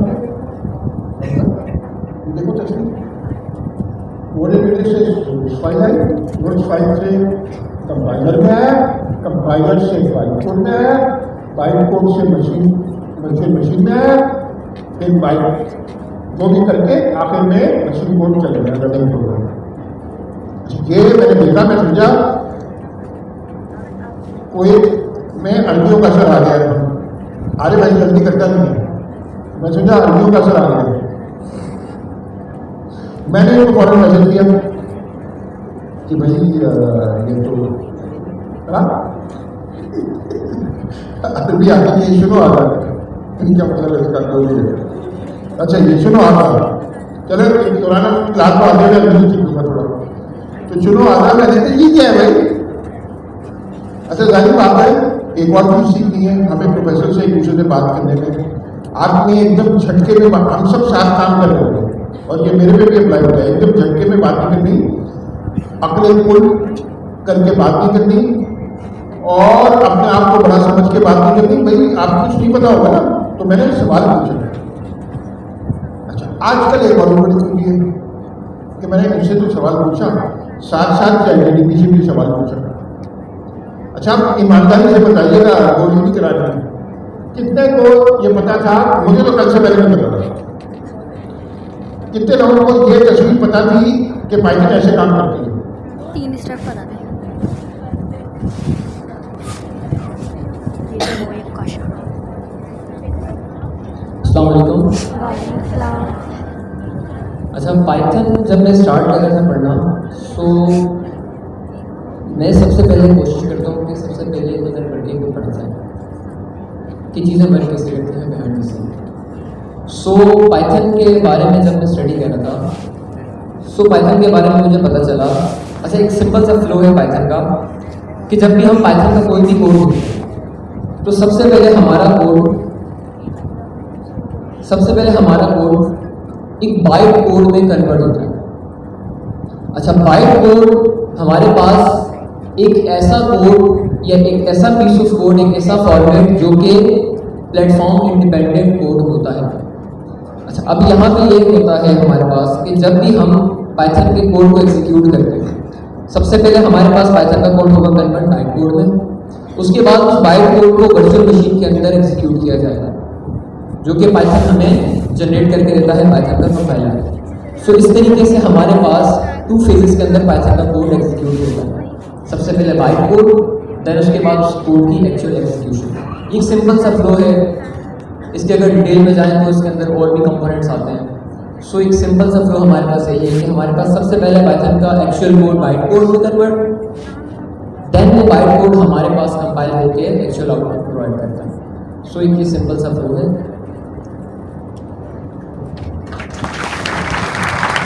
मुझे पी नहीं है। अच्छा, मैं अजीब बेवकूफ़ किस्म का आदमी हूँ, मैं आज तक सी पाइथन को साइथन को एक ही पढ़ता था, मैं गौर नहीं करता था कि इसमें ठीक नहीं लगा था। अब आगे यार ये समझाओ ये तीनों चीजें क्या है। असल में ये हम जो पाइथन डाउनलोड करते हैं ना, ये असल में सी पाइथन ही है। आगे चल के मैं आपको उसमें बताऊंगा जब हम सी पाइथन पढ़ेंगे। मैंने इसको 13 चैप्टर में रखा हुआ है, आप जाके घर पे जाके कर सकते हैं। इस कोलैब नोटबुक में जितने भी लेसन हैं उसका हर सेल चल रहा है, आप घर जाके चलाएंगे चल जाएगा। सिर्फ आपको सीक्वेंस फॉलो करनी है कि जो सबसे पहला सेल ऊपर टॉप पे लिखा है ना, क्योंकि कोई वेरिएबल उसका पेरेंट सेल से भी लिया हुआ है, तो आप सीक्वेंस में टॉप से सेल चलाते हुए आएंगे तो सारे के सारे सेल चल जाएंगे। ठीक है, समझ में आ गई बात। सी पाइथन जो है हमें अगर हमें देखना है कि ये हमारा प्लेटफॉर्म पे कौन सी वाली पाइथन है, तो उसका लॉजिक वहाँ पर लिखी हुई, कोड वहाँ लिखा हुआ है, जो कोड आपको उठा के बताता है। हम जो डाउनलोड करते हैं वो असल में होती सी पाइथन ही है। सी पाइथन जो है पाइथन की इम्प्लीमेंटेशन है। पाइथन हमें स्पेसिफिकेशन देती है, उसकी ये सब इम्प्लीमेंटेशन है, सी पाइथन पाई वगैरह। ये अलग अलग तरीके से काम करती है। कोई बिल्कुल बाइटकोड जनरेट कर देती है मशीन स्पेसिफिक। इस वक्त जो हमारे पास बाइटकोड जनरेट होता है ना, ये टोटल मशीन इंडिपेंडेंट नहीं होता, यानी ये बाइटकोड हम किसी को नहीं दे सकते। अगर दे भी देंगे तो उसके साथ चंद रवाबात हमें देनी पड़ेगी कि यार इसको है ना इसी वर्जन के ऊपर चलाना और इस जगह चलाना, तो उसका फायदा नहीं रहा। फायदा तो इस चीज में ना कि बाइटकोड दें और हर जगह चल जाए। तो ये सारे के सारे काम हमसे हिडन रखे गए हैं, इवन के डेवलपर से भी हिडन रखे गए हैं, और ये पाइथन की इंटरनल वर्किंग है। और हमें जो काम करना है वो सिर्फ .py के ऊपर करना है कि यही सोर्स कोड हम लिखते हैं और इसी सोर्स कोड को हम सेल आउट करते हैं मार्केट के अंदर। तो क्या बात हुई, एक है सी पाइथन। सी पाइथन क्या बताया आपने, इम्प्लीमेंटेशन है। अभी जो आप और मैं इस्तेमाल कर रहे हैं और पाइथन की वेबसाइट से डाउनलोड करके इंस्टॉल करते हैं, ये सी पाइथन है। अच्छा, ये क्या चीज है इम्प्लीमेंटेड है, और वो सी का इंटरप्रेटर है, सी का वर्चुअल मशीन है, तो ये तो सी पाइथन है। अच्छा, ये क्या करती है, पहले बाइटकोड बनाती है, जबकि बनाने की जरूरत होती थी, मगर इन्होंने आर्किटेक्चर रखा है, बाइटकोड बनाती है, बाइटकोड एग्जीक्यूट होती है। अब जो दूसरी है, मैंने पूछा चैटजीपीटी से कि क्या सी पाइथन जावा बन जाएगी थोड़े दिनों में। अच्छा, कौन बताएगा कि उसको ये सवाल समझ में आ गया। मैं रिपीट करता हूँ, मैंने चैटजीपीटी से पूछा, असली चीज सवाल पूछा, जवाब तो सही और गलत होते रहते हैं। मैंने चैटजीपीटी से पूछा कि क्या सी पाइथन आगे चल के जावा की तरह हो जाएगी, तो इससे क्या मतलब था मेरा, कौन हाथ खड़ा करके आइडिया बताएगा। सवाल करने तो जवाब तो आइडिया है।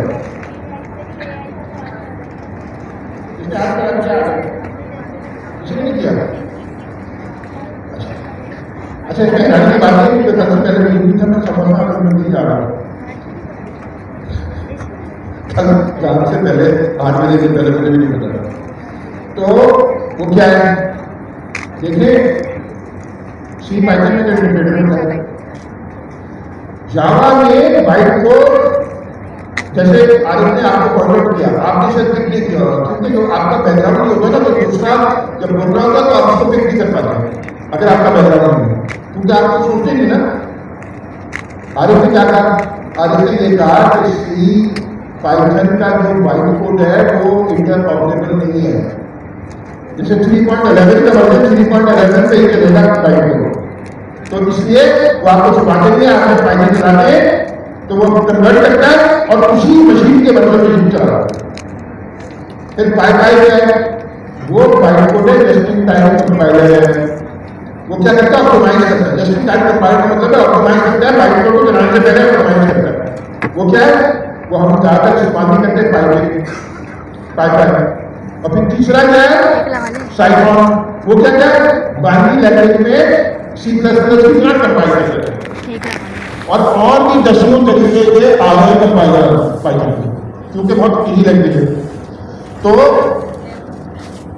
जाने से पहले अभी ये आगे बाद में भी आपको बहुत तफसील सुनाएगा, सिर्फ अभी एक समझने की बात है कि कहीं सी पाइथन देखे ना तो वो आपके पाइथन की बात हो रही है, इतना समझना काफी है उसको।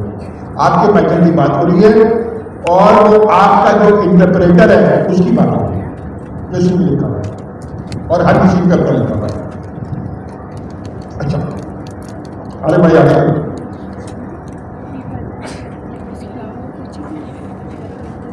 इसके अलावा कोई और चीज़ है? तो अभी मैंने चला के बताया था। तो क्या मेरे पास दूसरा अकाउंट था, लेकिन दूसरा अकाउंट से वेरिफिकेशन मांग रहा है और वो इसका नंबर है जो मेरे पास पे जानते हैं। अच्छा ये हाँ मैं देखिए, ये 2 लाइन का कोड है कि इंपोर्ट करना है हमने प्लेटफॉर्म, और प्रिंट के अंदर हमने लिखा है, ये प्रिंट आपको भी पता होगा प्रिंट क्या काम करता है, कंसोल में प्रिंट करता है, ठीक है ना। Platform dot Python dot implementation method है, ये एग्जीक्यूट होगा, उसने बता दी कि सी पाइथन है, सही है। ये इस प्लेटफॉर्म की बात हो रही है, लेकिन ये प्लेटफॉर्म कौन सा है, हम कहाँ काम कर रहे हैं इस वक्त, लोकल मशीन पे या कोलैब पे? कोलैब पे काम कर रहे हैं। ये गूगल सर्वर पे बता रहे हैं गूगल सर्वर पे कौन सी वाली पाइथन लगी हुई है। जब आप अपने लोकल पे भी चलाएंगे तो वो भी सी पाइथन है, आपको दिखाएगा। बात क्लियर? चलो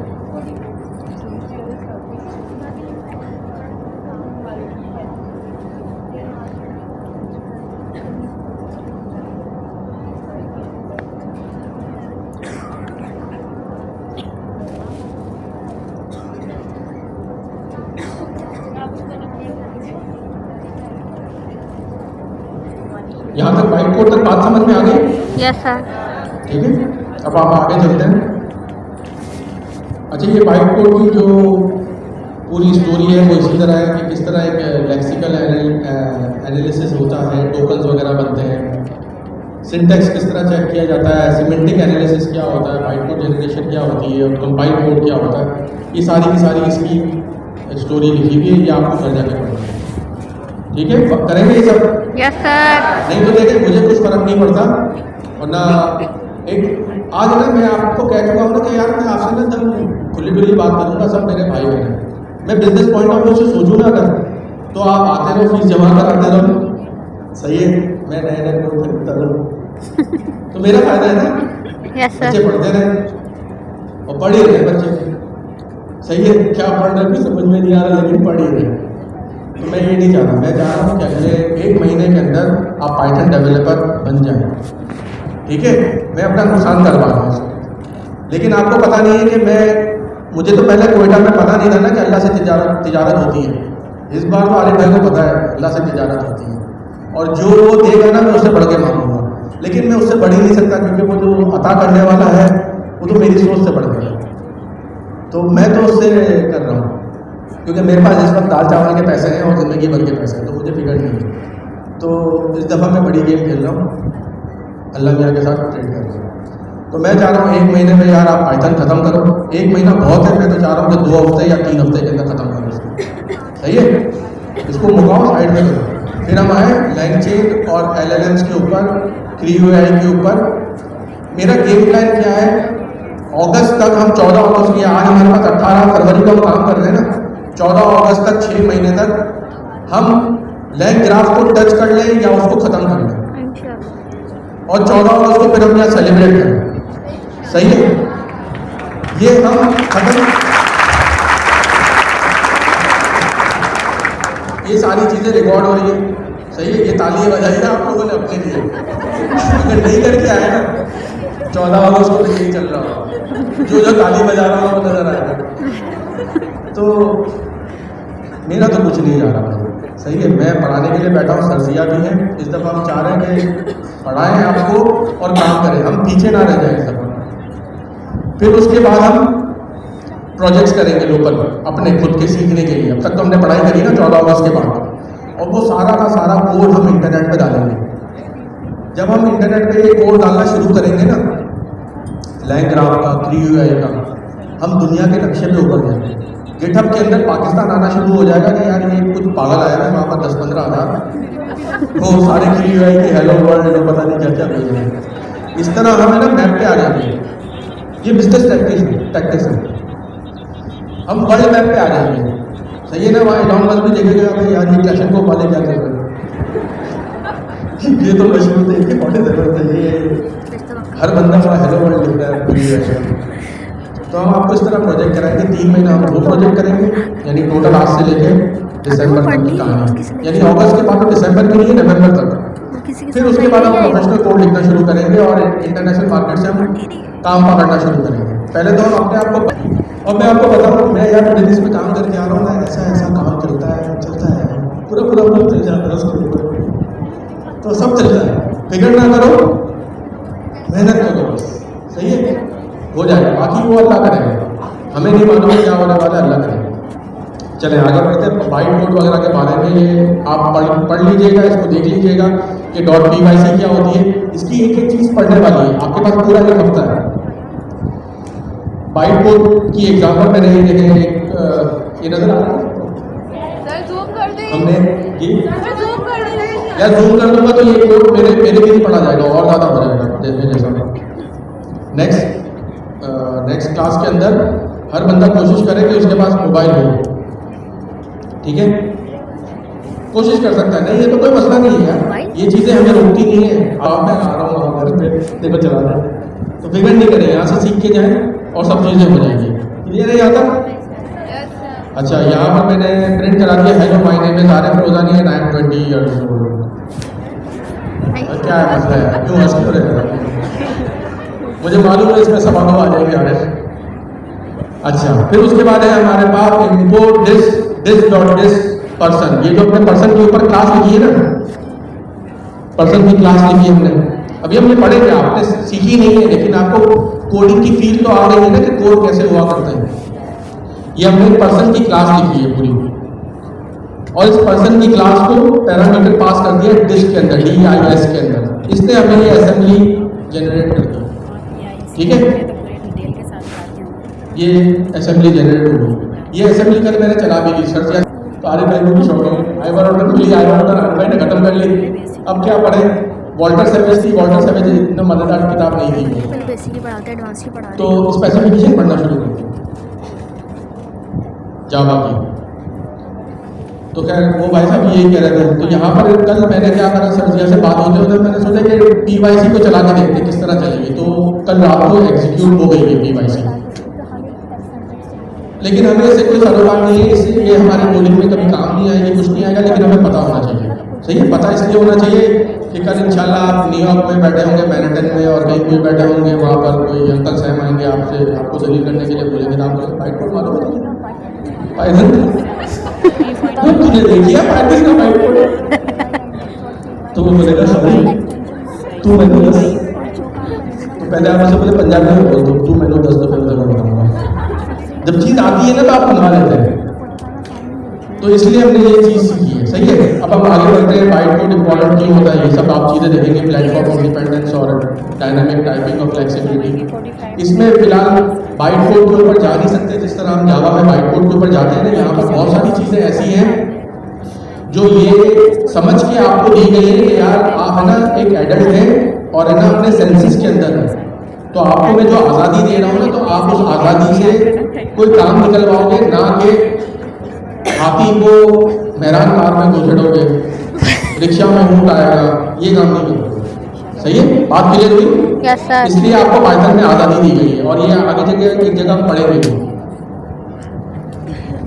अच्छा, अब हम इससे आगे चलते हैं और है ना सवाल इंडेंटेशन पढ़ते हैं। इंडेंटेशन जो है काम की चीज़ है। इंडेंटेशन क्या है? जावा में या किसी और लैंग्वेज का अंदर हमने काम करना शुरू करा। अच्छा, वो टैग स्पेस देना ह्यूमन रीडेबल बनाना होता था उस कोड को, मशीन के लिए जरूरी नहीं है। आप ब्रैकेट ओपन करके पूरी कहानी देखते हो, ब्रैकेट क्लोज करो, मशीन को समझ में आ रहा है। बात क्लियर?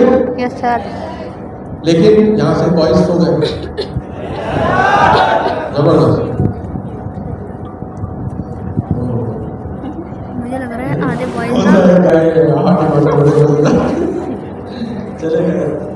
तो हमें अपने कोड को ह्यूमन रीडेबल बनाना होता था। यहाँ पर पाइथन ने उस चीज़ को लॉ बना दिया कि बेटा काम ऐसा ही करो कि दूसरा बंदा भी पढ़ सके, क्योंकि आप दुनिया में अकेले तो आए नहीं कोड लिखने के लिए। जब्बार भाई, सत्तार भाई, गफ्फार भाई, इनको भी तो पढ़ना है। आपने कोड ऐसा लिखा उसकी पढ़ाई नहीं आ रहा तो क्या फायदा है। तो हम यहाँ पर क्लास लिखेंगे या फंक्शन हम डिफाइन करेंगे, उसके बाद कॉलन लगाएंगे, और जब हम नेक्स्ट लाइन पे आएंगे ना, जब उस फंक्शन के अंदर हम आएंगे और उस फंक्शन की बॉडी को हम डिफाइन कर रहे होंगे, तो एक टैब स्पेस देंगे और उसके अंदर से हम काम करना शुरू करेंगे।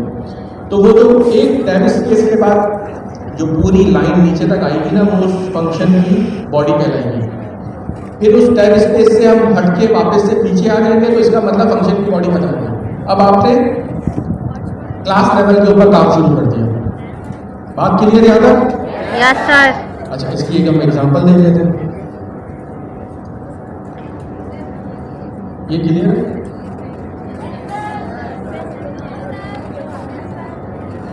अच्छा, थोड़ा कोशिश करें इसको बड़ा करने की।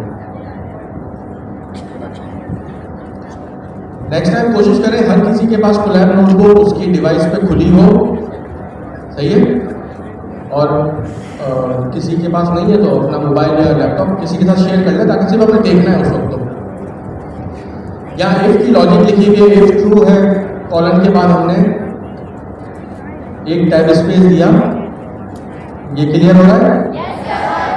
फिर उसके बाद हमने प्रिंट लिखा, फिर दूसरी लाइन लिखी। ये दोनों लाइनें इफ की बॉडी के अंदर है। क्लियर?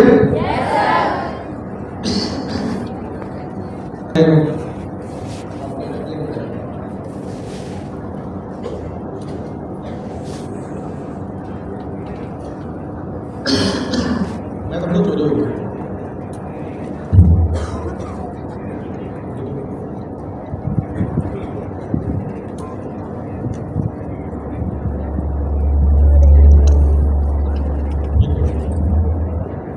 अच्छा जी, कोड को देख के आपको क्या समझ आ रहा है?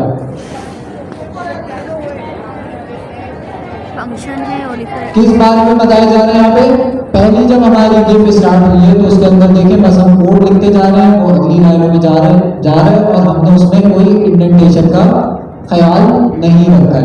पाइथन के अंदर इंडेंटेशन क्या है? स्पेसेस जो आप लाइन लिखने से पहले ऐड कर रहे होंगे, उसकी बात हो रही है। अच्छा, बहुत सारे लोग पाइथन में जब आते हैं तो एक गलती करते हैं, स्पेसेस जब दे रहे होते हैं तो स्पेसेस के अंदर स्पेस बार यूज करते हैं। तो जब भी आपने पाइथन के अंदर इंडेंटेशन करनी हो तो स्पेस बार ना यूज करें, बल्कि क्या टैब यूज करें। तो यहाँ पे आप देख सकते हैं थोड़ा मिलता जुलता है, टाइप स्क्रिप्ट से मिलता जुलता ही सिंटेक्स है, जिसके अंदर जो है बस एक चीज मिसिंग है। वो क्या है? कर्ली ब्रैकेट की जगह पे यहाँ पे क्या चीज यूज हो रही है? इंडेंटेशन। तो ये ऐसे ही देख के क्या समझ आ रही है, क्या कोड दिख रहा है? अब जो आपकी स्क्रीन में विजिबल है, क्या दिख रहा है? फंक्शन लिख रहा है। तो फंक्शन के अंदर आप देखें, अच्छा फंक्शन के अंदर फिर क्या चल रहा है? इफ एल्स की कंडीशन चल रही है। तो जैसे जैसे कोड नेस्टेड होता जा रहा है वैसे वैसे इंडेंटेशन, लाइन से पहले जो स्पेस है वो हमारे पास बढ़ती जा रही है। तो इस तरह से हम पाइथन के अंदर इंडेंटेशन का ख्याल रखते हैं। थैंक यू, बड़ा अच्छा समझाया। अच्छा, अब हम तो है पाकिस्तान में, सही है, जुगाड़ हमारी ये है। तुम्हें क्या लग रहा है वो पाइथन पढ़ना ही है? जिसको वहाँ तो एग्जाम्पल दी ना मुझे सेल के अंदर, तो यहाँ पर कोड सेल आ जाएगा, सही है। ऊपर एग्जीक्यूटेबल कोड है, बिल्कुल सही लिखा हुआ। आप इसको कॉपी करके खुद चलाएं, फिर चीज़ें आगे पीछे करके देखें। यहाँ तक बात क्लियर है? चलिए, अब हम आगे बढ़ते हैं इससे यार। जाते हुए इंडेंटेशन हमने देखी, और इंडेंटेशन के बाद हमारे पास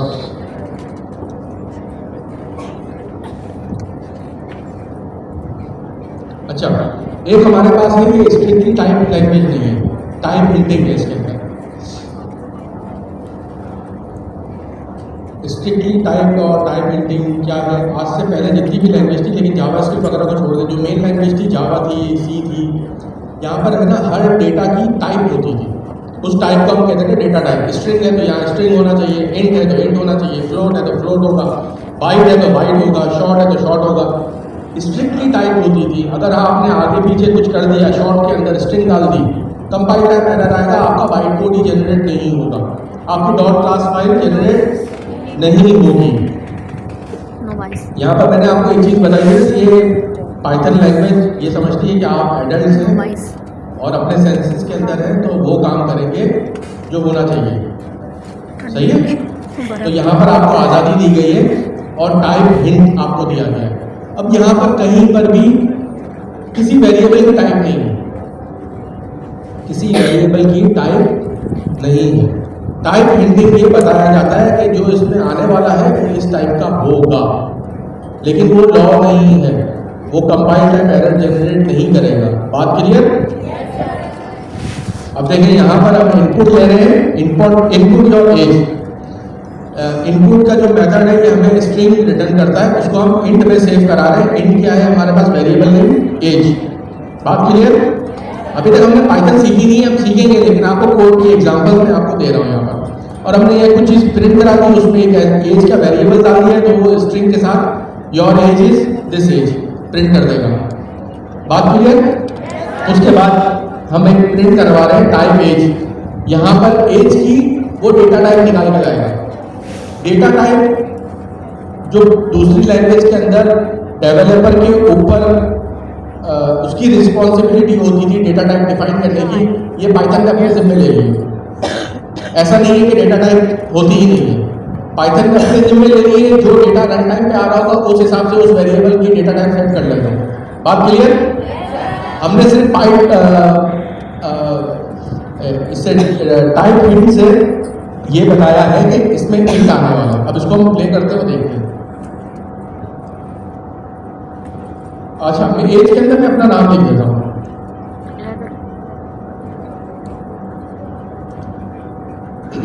अब इसने इंट के अंदर नेम को सेव कर दिया और उस एज की जो डेटा टाइप है उसको स्ट्रिंग कर दिया। और मैंने क्या डिफाइन करा था? इंट। इससे पहले मैंने आपको क्या बताया कि ये जिम्मेदारी डेवलपर की नहीं है कि वो डेटा टाइप बताएगा। अब डेटा टाइप कौन बता रहा है? पाइथन बता रहा है। बात की है? Yes sir. जबरदस्त। बेसिक सिंटैक्स किस तरह इसका लिखा जाएगा? पहले हमारे पास एक वेरिएबल नेम आएगा, यहाँ पर हमने सिर्फ एक्स लिया है, लेकिन कोई भी वेरिएबल नेम जो होता है वो सेल्फ डिस्क्रिप्टिव होता है। जैसा नेम के अंदर नेम आएगा, एज के अंदर एज आएगा, एड्रेस के अंदर एड्रेस आएगा। अगर मैं इसको ABC कर दूंगा तो मुझे दो घंटे तक तो याद रहेगा। 2 घंटे के बाद मैं भी बोल दूँगा कि ए के अंदर एड्रेस आ रहा था कि नेम आ रहा था। सही है? तो सेल्फ डिस्क्रिप्टिव होना चाहिए। पहले हम वेरिएबल नेम डिफाइन करते हैं। वेरिएबल नेम जब हम डिफाइन कर लेते हैं, उसकी भी कन्वेंशन है नेम देने की, वो आगे भी पढ़ेंगे क्या नेम कन्वेंशन है। उसके बाद हम कॉलम लिखते हैं कि इसमें एक्स के अंदर इंट आने वाला है, और फिर इक्वल्स के बाद उसको असाइनमेंट दे देते हैं। बात क्लियर? Yes sir. इसी तरह हमने स्ट्रिंग का वेरिएबल बनाया है, उसको वाई नाम दिया है, वेरिएबल ने वाई दिया है, कॉलम लगाया, str हमने डिफाइन करा उसे, उसकी टाइप इंट, और उसमें हेलो की एक स्ट्रिंग सेव करवाया। यहाँ पर हम इंटीजर भी लिख सकते हैं। बात क्लियर? अच्छा, type hinting in complex type और कॉम्प्लेक्स टाइप। आपने लिस्ट डिक्शनरी वगैरह पढ़ी होगी, पढ़ी है? सही है। डिक्शनरी और लिस्ट वगैरह, उसमें हम डेटा टाइप इस तरह, टाइप हिंट इस तरह डिफाइन करेंगे। जब हम लिस्ट लिखेंगे और स्क्वायर ब्रैकेट के अंदर उसकी डेटा टाइप, लेकिन ये टाइप हिंट है। क्लियर? Yes sir.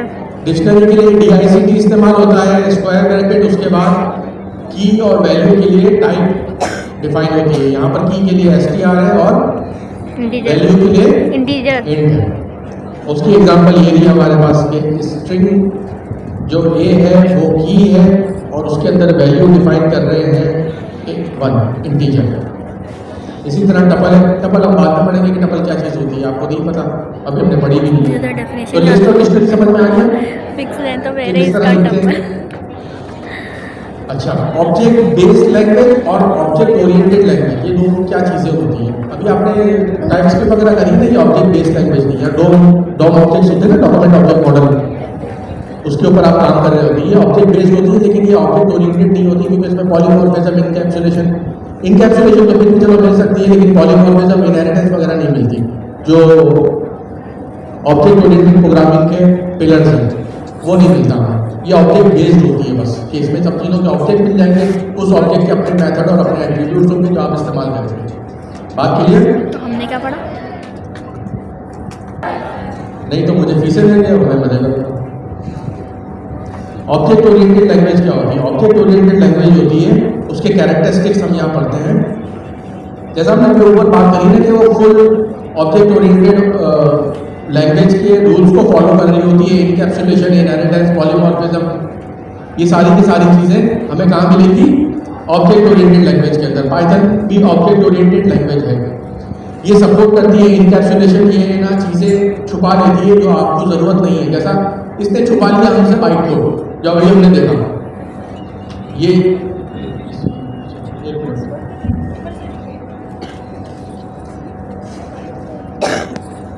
ये इसके बारे में बताओ। देखा। ऐसा तो कुछ भी, आपको ड्राइवर को काम है, वही चीज़ बताई जा रही है, वही चीज़ पूछी जा रही है।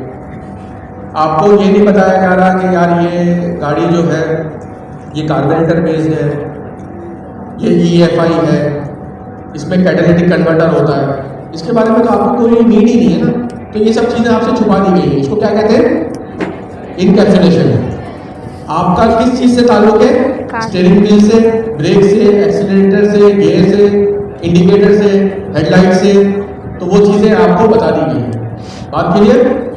जितनी ज़रूरत है वो चीज़ बताओ, बाकी की चीज़ें छुपा दो। अगर सारी चीज़ें हम बता देंगे तो फिर कुछ समझ में नहीं आएगा। सही है? फिर तो वो असेंबली लैंग्वेज बन जाएगी। ये वही तो सभी कुछ लिखा हुआ है। जो हमें पहले मतलब पढ़ाया। इनहेरिटेंस बिल्कुल इसी तरह है कि हमें जो अपने माँ बाप से मिलता है उसी तरह यहाँ पर पेरेंट क्लास से वो चाइल्ड क्लासों के अंदर चीज़ें मिल जाती हैं। पॉलीमॉर्फिज्म क्या होता है? पॉलीमॉर्फिज्म होता है हम एक चीज़ का फ्लेवर बनाते हैं, किसी भी चीज़ का। जैसा कि हमने एक एनिमल क्लास बनाई, हो सकता है यहाँ पर नीचे इसकी एग्जांपल हो। हमने एक एनिमल क्लास बनाई, उस एनिमल के अंदर हमने कैट और डॉग रखा, क्योंकि वो दोनों कुछ आवाज़ें निकालते हैं। लेकिन डॉग जो है वो अलग आवाज़ निकालता है, कैट अलग आवाज़ निकालती है। यहाँ तक बात क्लियर? डॉग की जो क्लास है स्पीक या साउंड, ये वाला मेथड चाइल्ड क्लास के अंदर एक्सपोज हो रहा है, लेकिन एनिमल की कोई साउंड नहीं होती, वो है एब्स्ट्रैक्शन। बात समझ में आ रही है? इसको कहते हैं हम एब्स्ट्रैक्शन। ये भी ऑब्जेक्ट ओरिएंटेड का एक बहुत ज़बरदस्त किस्म का रूल है। अच्छा, इसके बाद में फिर और उसको एक्सप्लेन करता हूँ। तो एनिमल के अंदर जो मेथड लिखा हुआ था स्पीक का या साउंड का, वो आप चाइल्ड क्लासेस उसका बिहेवियर डिफाइन करेंगे।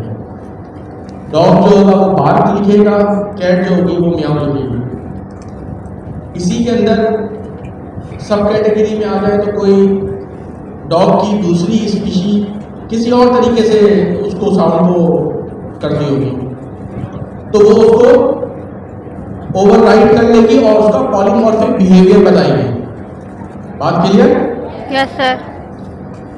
पॉलीमॉर्फिज्म हम अचीव करते हैं पेरेंट क्लास के वेरिएबल में चाइल्ड क्लास का ऑब्जेक्ट देके और उसका स्पीक का मेथड कॉल कर लेंगे, या फिर हम आपने जो कहा था साउंड का मेथड कॉल करेंगे। तो जो चाइल्ड का ऑब्जेक्ट होगा उसका साउंड चलेगा, ना कि पेरेंट का। ये हम अब ऑब्जेक्ट ओरिएंटेड जब पढ़ेंगे तो वो क्लियर हो जाएगा। लेकिन अभी ये क्लियर हुआ सबको? गुड। अच्छा, अब हम आगे चलते हैं। Python is object centric language. Everything is in Python is object. Python के अंदर हर चीज़ ऑब्जेक्ट है। इवन के जैसे हम प्रिमिटिव डेटा टाइप्स कहते थे जावा के अंदर, जैसा integer, byte, short, long, double, float, ये सारे के सारे प्रिमिटिव होते हैं। इसके कॉरस्पॉन्डिंग इनकी क्लासेस लिखी हुई होती थी, वो ऑब्जेक्ट्स होते थे, लेकिन ये प्रिमिटिव होते थे। लेकिन पाइथन के अंदर हर चीज़ ऑब्जेक्ट है। इवन के फंक्शन भी एक ऑब्जेक्ट है। आप फंक्शन को कहीं पर ऐसा वेरिएबल भी पास कर सकते हैं। बात समझ में आ रही है? Yes sir. अच्छा, यस सर थोड़ा हल्का। बात इतनी समझ में आनी चाहिए कि जो चीज़ इंग्लिश समझाई गई है वो चीज़ समझ में आई? Yes sir. अब जब हम आगे पाइथन पढ़ेंगे तो ये चीज़ क्लियर हो जाएगी। ठीक है? कुछ चीज़ें पहले बताई जाती है, बाद में क्लियर हो जाएंगी। हमारे पास बिट, बाइट क्या चीज़ें होती है? बिट होता है हमारे पास 1 बिट, बाइट होता है 8 बिट। फिर इसी तरह ये मल्टीप्लाई करते हैं कि 8, 16, 32, 64, 128, 256, 512, 1024 और so on। एक हफ्ता कर लो। ये हम आगे जाके देखेंगे।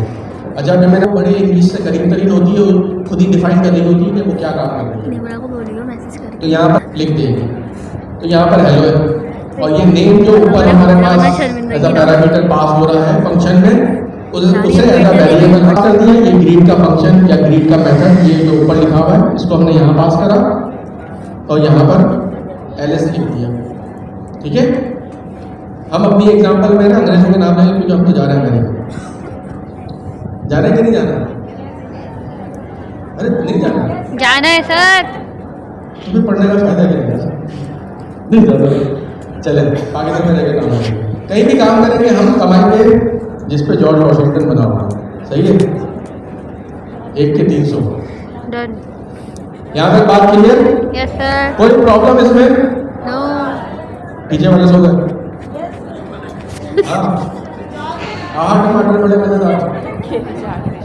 नीचे वाले जाग रहे हैं? हाँ, जबरदस्त। पैसे दिए यार तुम लोगों ने, याद दिला दे, वसूल करो उसको।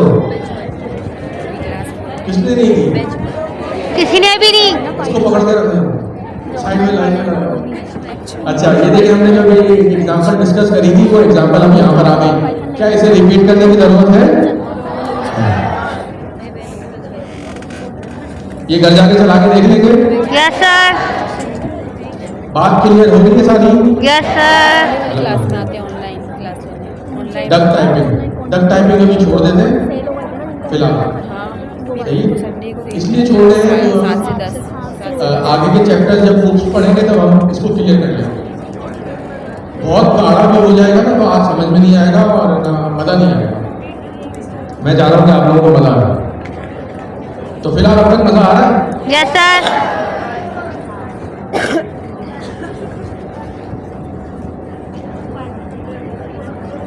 अब हम डेटा टाइप्स के ऊपर आ जाते हैं और लेसन 2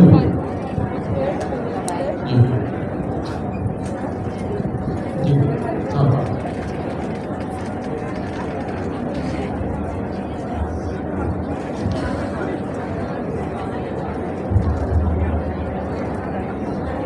अच्छा, देखिए जब हम लोग जावा पढ़ते थे ना, मैं हमारे भाई, तो सोचते थे कि एक आइडियल लैंग्वेज क्या होगी। एक आइडियल लैंग्वेज ऐसी होगी जिसपे सब कुछ ऑब्जेक्ट है।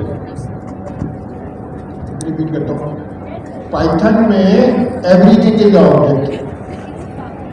अब इसका मतलब क्या है? स्टूडेंट्स में इसको बता सकता है कि एवरीथिंग इज ऑब्जेक्ट का मतलब क्या है? ये तो एक जुमला है ना, अंग्रेजी है, वैसे अंग्रेजी में जाती है।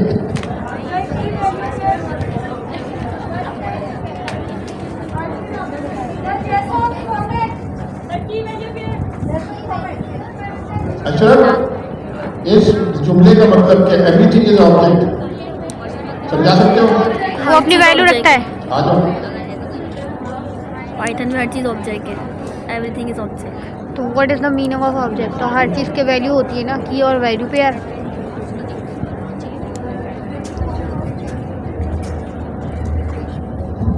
सो स्पेसिफिकली जब हम टाइपस्क्रिप्ट को पढ़ रहे थे, तो टाइपस्क्रिप्ट में हमारे पास की वैल्यू पेयर्स होते थे, जिन्हें हम स्पेसिफिकली क्या कहते थे? प्रॉपर्टीज कहते थे। यानी हमारे पास ऑब्जेक्ट की प्रॉपर्टीज होती थी जिसके अंदर हम स्पेसिफिक डेटा टाइप को डिक्लेयर करते थे, so that we can use it everywhere. But Python के अंदर स्पेसिफिकली क्या है कि इन्होंने बेसिकली इसका स्ट्रक्चर ही ऑब्जेक्ट की बुनियाद के ऊपर रखा हुआ है।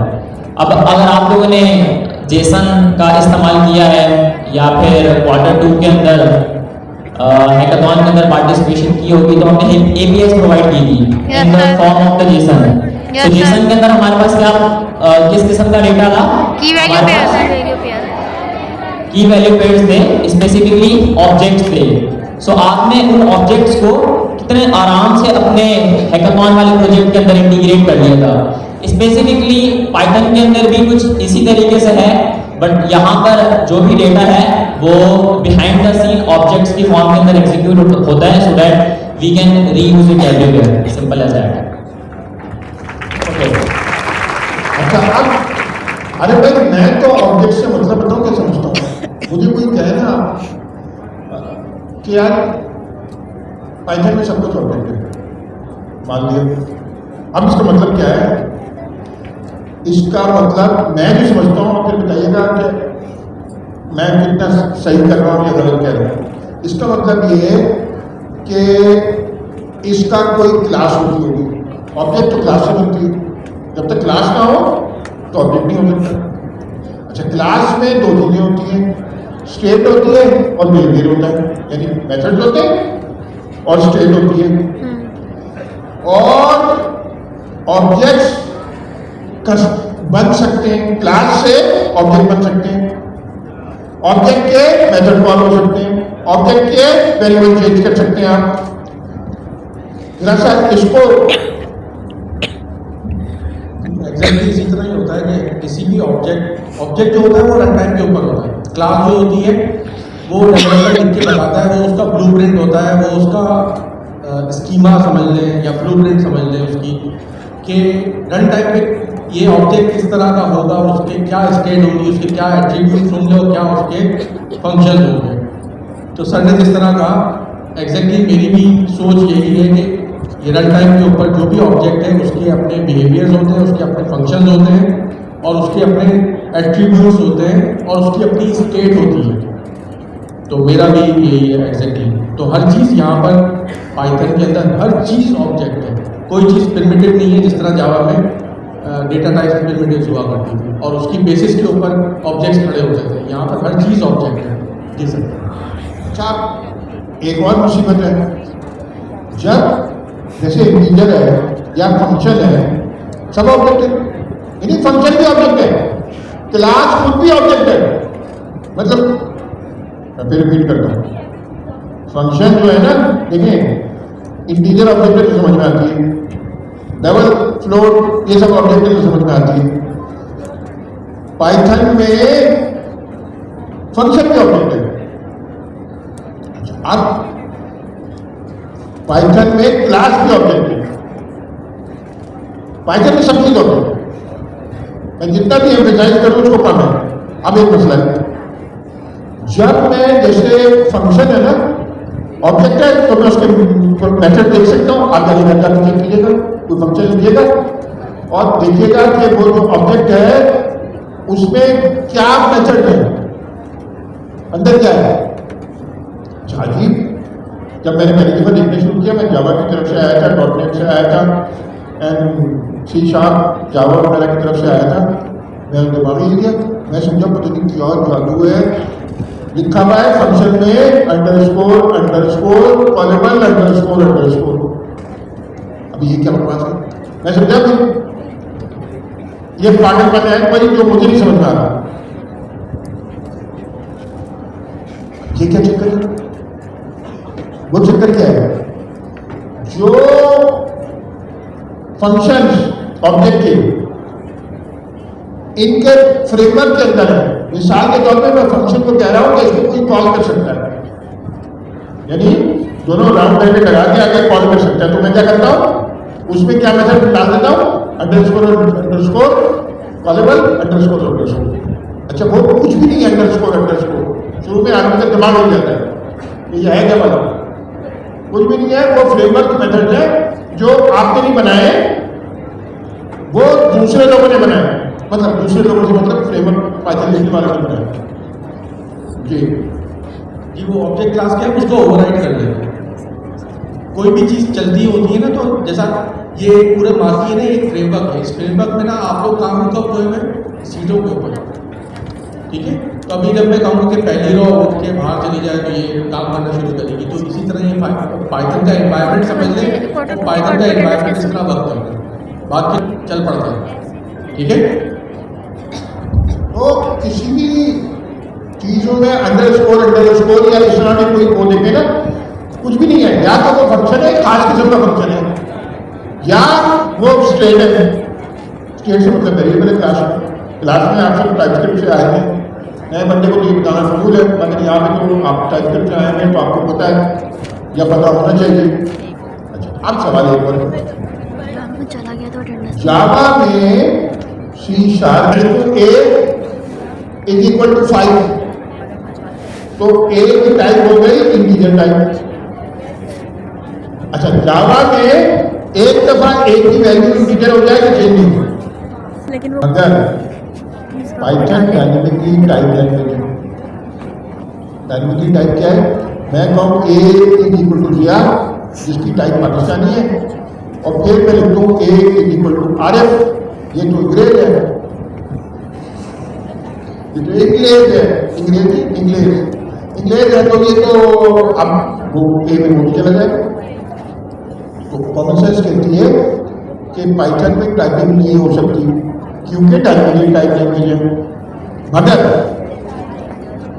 पाइथन ने एक नई चीज ऐड की है कंपटीशन में, या आप नहीं कह सकते जावा के कंपटीशन में या किसी कंपटीशन में, क्योंकि इसमें दुनिया की 3 बड़ी लैंग्वेजेस हो गई हैं।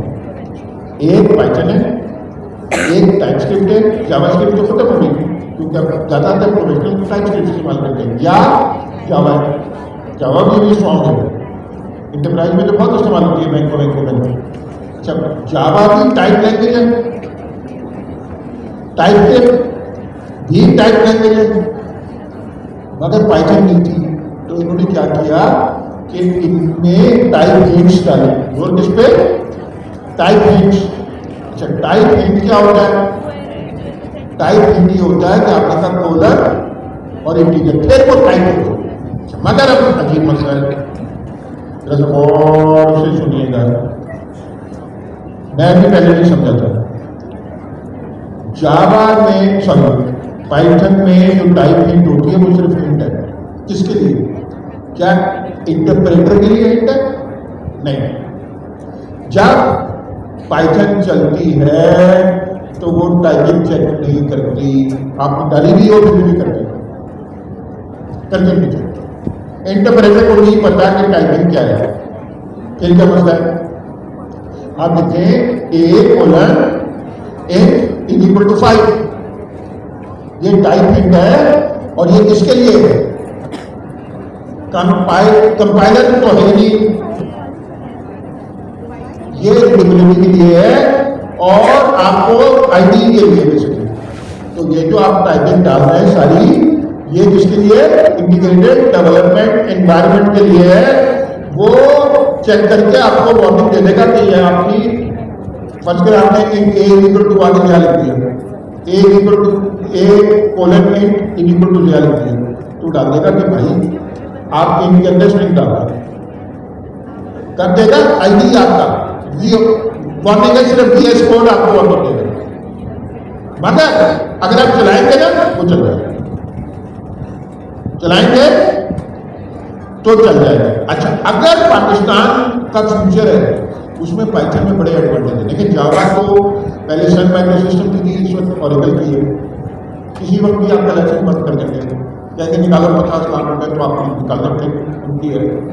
पाइथन पूरी यूनिवर्सिटियाँ लैंग्वेज ओन करती हैं, AI की भी मेन लैंग्वेज है। तो आइंदा अगर कोई यहाँ पे इतना बड़ा चीज़ा पैदा हुआ जो कह रहा है कि मैं आपकी इम्प्रूव करूँगा पाइथन को, 50 लोग करनी है, क्योंकि सब कुछ ओपन सोर्स में, सारे इंटरप्रेटर, सारे ये पाइथन सी, ये सब ओपन सोर्स में। तो आप कुछ भी जाके चेंज कर सकते हैं, आइंदा जब आप बहुत बड़े प्रोग्राम बन जाएंगे इंशाल्लाह। तो हमने क्या देखा? हमने ये देखा 2 बातें, everything is object, Java Python is a interpreted language with dynamic typing. Dynamic से क्या होती है? कुछ चेंज होती है, पाकिस्तानी की है, कभी शरीफ बन जाता है, कभी बदमाश होता है, कभी तरीका आता है, डायनेमिक है। यहाँ तो कभी आपको मिलेंगे किसी से तो वो इस्लाम का आपको तबलीग शुरू कर देगा, 2 मिनट बाद आपको 50 रुपये खा जाए। तो डायनेमिक, हमारी भी पर्सनैलिटी डायनेमिक है, तो डायनेमिक चेंज हो जाता है। डायनेमिक ये होता है, गाड़ी दुनिया में छोड़ रहता है और शरीफ रहता है। यहाँ अजीब चक्कर है, किसी वक्त भी कोई भी वैल्यू पकड़ लेते। अच्छा, तो हमने अभी तक क्या देखा? 8 मिनट है। हम हमजा को बुलाते हैं। हमजा, अभी तक जो पढ़ा है ना, ये रिवाइज करा दो और फिर बाकी सारी क्लासों में भी आप ही मैनेज करते होंगे और वो कासिम भाई भी होंगे और आपके साथ अमीन भी होंगे। तो ज़रा सा ये रिवाइज करा दें। मैं और ये बैठे हैं, तुम यहाँ आ जाओ। वो चीज़ें हमने कवर करी हैं। और पहले मुझे एक दफ़ा एक फीडबैक ये दें कि आप में से कितने लोगों को पाइथन जो है पढ़कर आया है पहले से। ज़बरदस्त। अच्छा, कुछ ज़्यादातर तादाद में पाइथन कर ली है वो भाई कैसे करी, खुद से कवर कर ली। तो भाई जिन लोगों ने पाइथन नहीं कवर करी है, बहुत आसान है, टाइप स्क्रिप्ट से ज़्यादा आसान है पाइथन। अच्छा, कहाँ तक आप लोगों ने जो है पाइथन कवर कर ली? इस लिस्ट को देख के आप लोगों ने बताना। ऑब्जेक्ट ओरिएंटेड तक कर ली? Yes sir. कितने लोगों ने पाइथन की ऑब्जेक्ट ओरिएंटेड प्रोग्रामिंग कर ली है? कर रही है लेकिन वो आती नहीं है अभी इतनी। और कहाँ से पढ़ी है? PIAC कहाँ से पढ़ी है? PIAC यूट्यूब से, इंटरनेट से, सब चीज़ें मिल गई हैं। आज बड़ी मुश्किल हुई सब दुनिया में। Yes sir. पैना ओसीडी का एक चैनल है, वहाँ पे भी आपके पास पाइथन के बहुत सारे रिसोर्सेज। आप यूट्यूब पे जाकर लर्न पाइथन लिख के आपको बहुत चीज़ें मिल गई। Yes sir. तो ये तो पीले कपड़े पहना हुआ था। तो भाई बहुत सारी लगा white हो गया। गो थ्रू करते हैं। उसके बाद जाहिर सी बात है आपको ये घर जाके रखता होगा। अगली क्लास से आने से पहले क्या करना होगा? लैब। आपको आइडिया हो गया होगा कि भाई क्लास से आने से पहले अगली क्लास में जो पढ़ेंगे उसकी तैयारी करके आनी है। ठीक है, तो देख लेते हैं भाई ओवरव्यू। हमारे पास कोडिंग के अंदर ओके इंडेंटेशन के बारे में पढ़ा था। ज़्यादातर लोगों को पाइथन आती है तो इसमें तो कोई चीज़ ही नहीं है। पाइथन के अंदर हमने इंडेंटेशन का ख्याल रखना होता है। ठीक है, मतलब स्पेसेस जो है लाइन से पहले स्पेसेस का हमने ख्याल रखना होता है। आगे आते हैं, इंडेंटेशन के बारे में हमने देखा, उसकी ये टिप भी हमने देखा, फंक्शंस वगैरह, ये सारी चीज़ें आप लोग डिटेल में अभी आगे करेंगे। लेकिन अगेन वो हम फास्ट उसमें करेंगे प्रोसेस में, क्योंकि आप लोगों को टाइप स्क्रिप्ट आती है। तो पाइथन और टाइप स्क्रिप्ट में बस सिंटैक्स का डिफरेंस है, बाकी सारी चीज़ें सेम है। आगे आते हैं, उसके बाद हम कोलैब को यूज़ करते हुए जो है अपना कोड लिखेंगे। अच्छा जी, ये एक ऐसा कोड है, थोड़ा सा डिले है।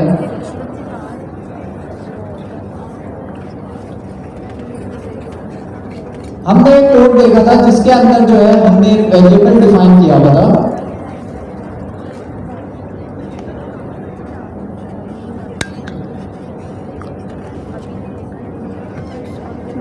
और दो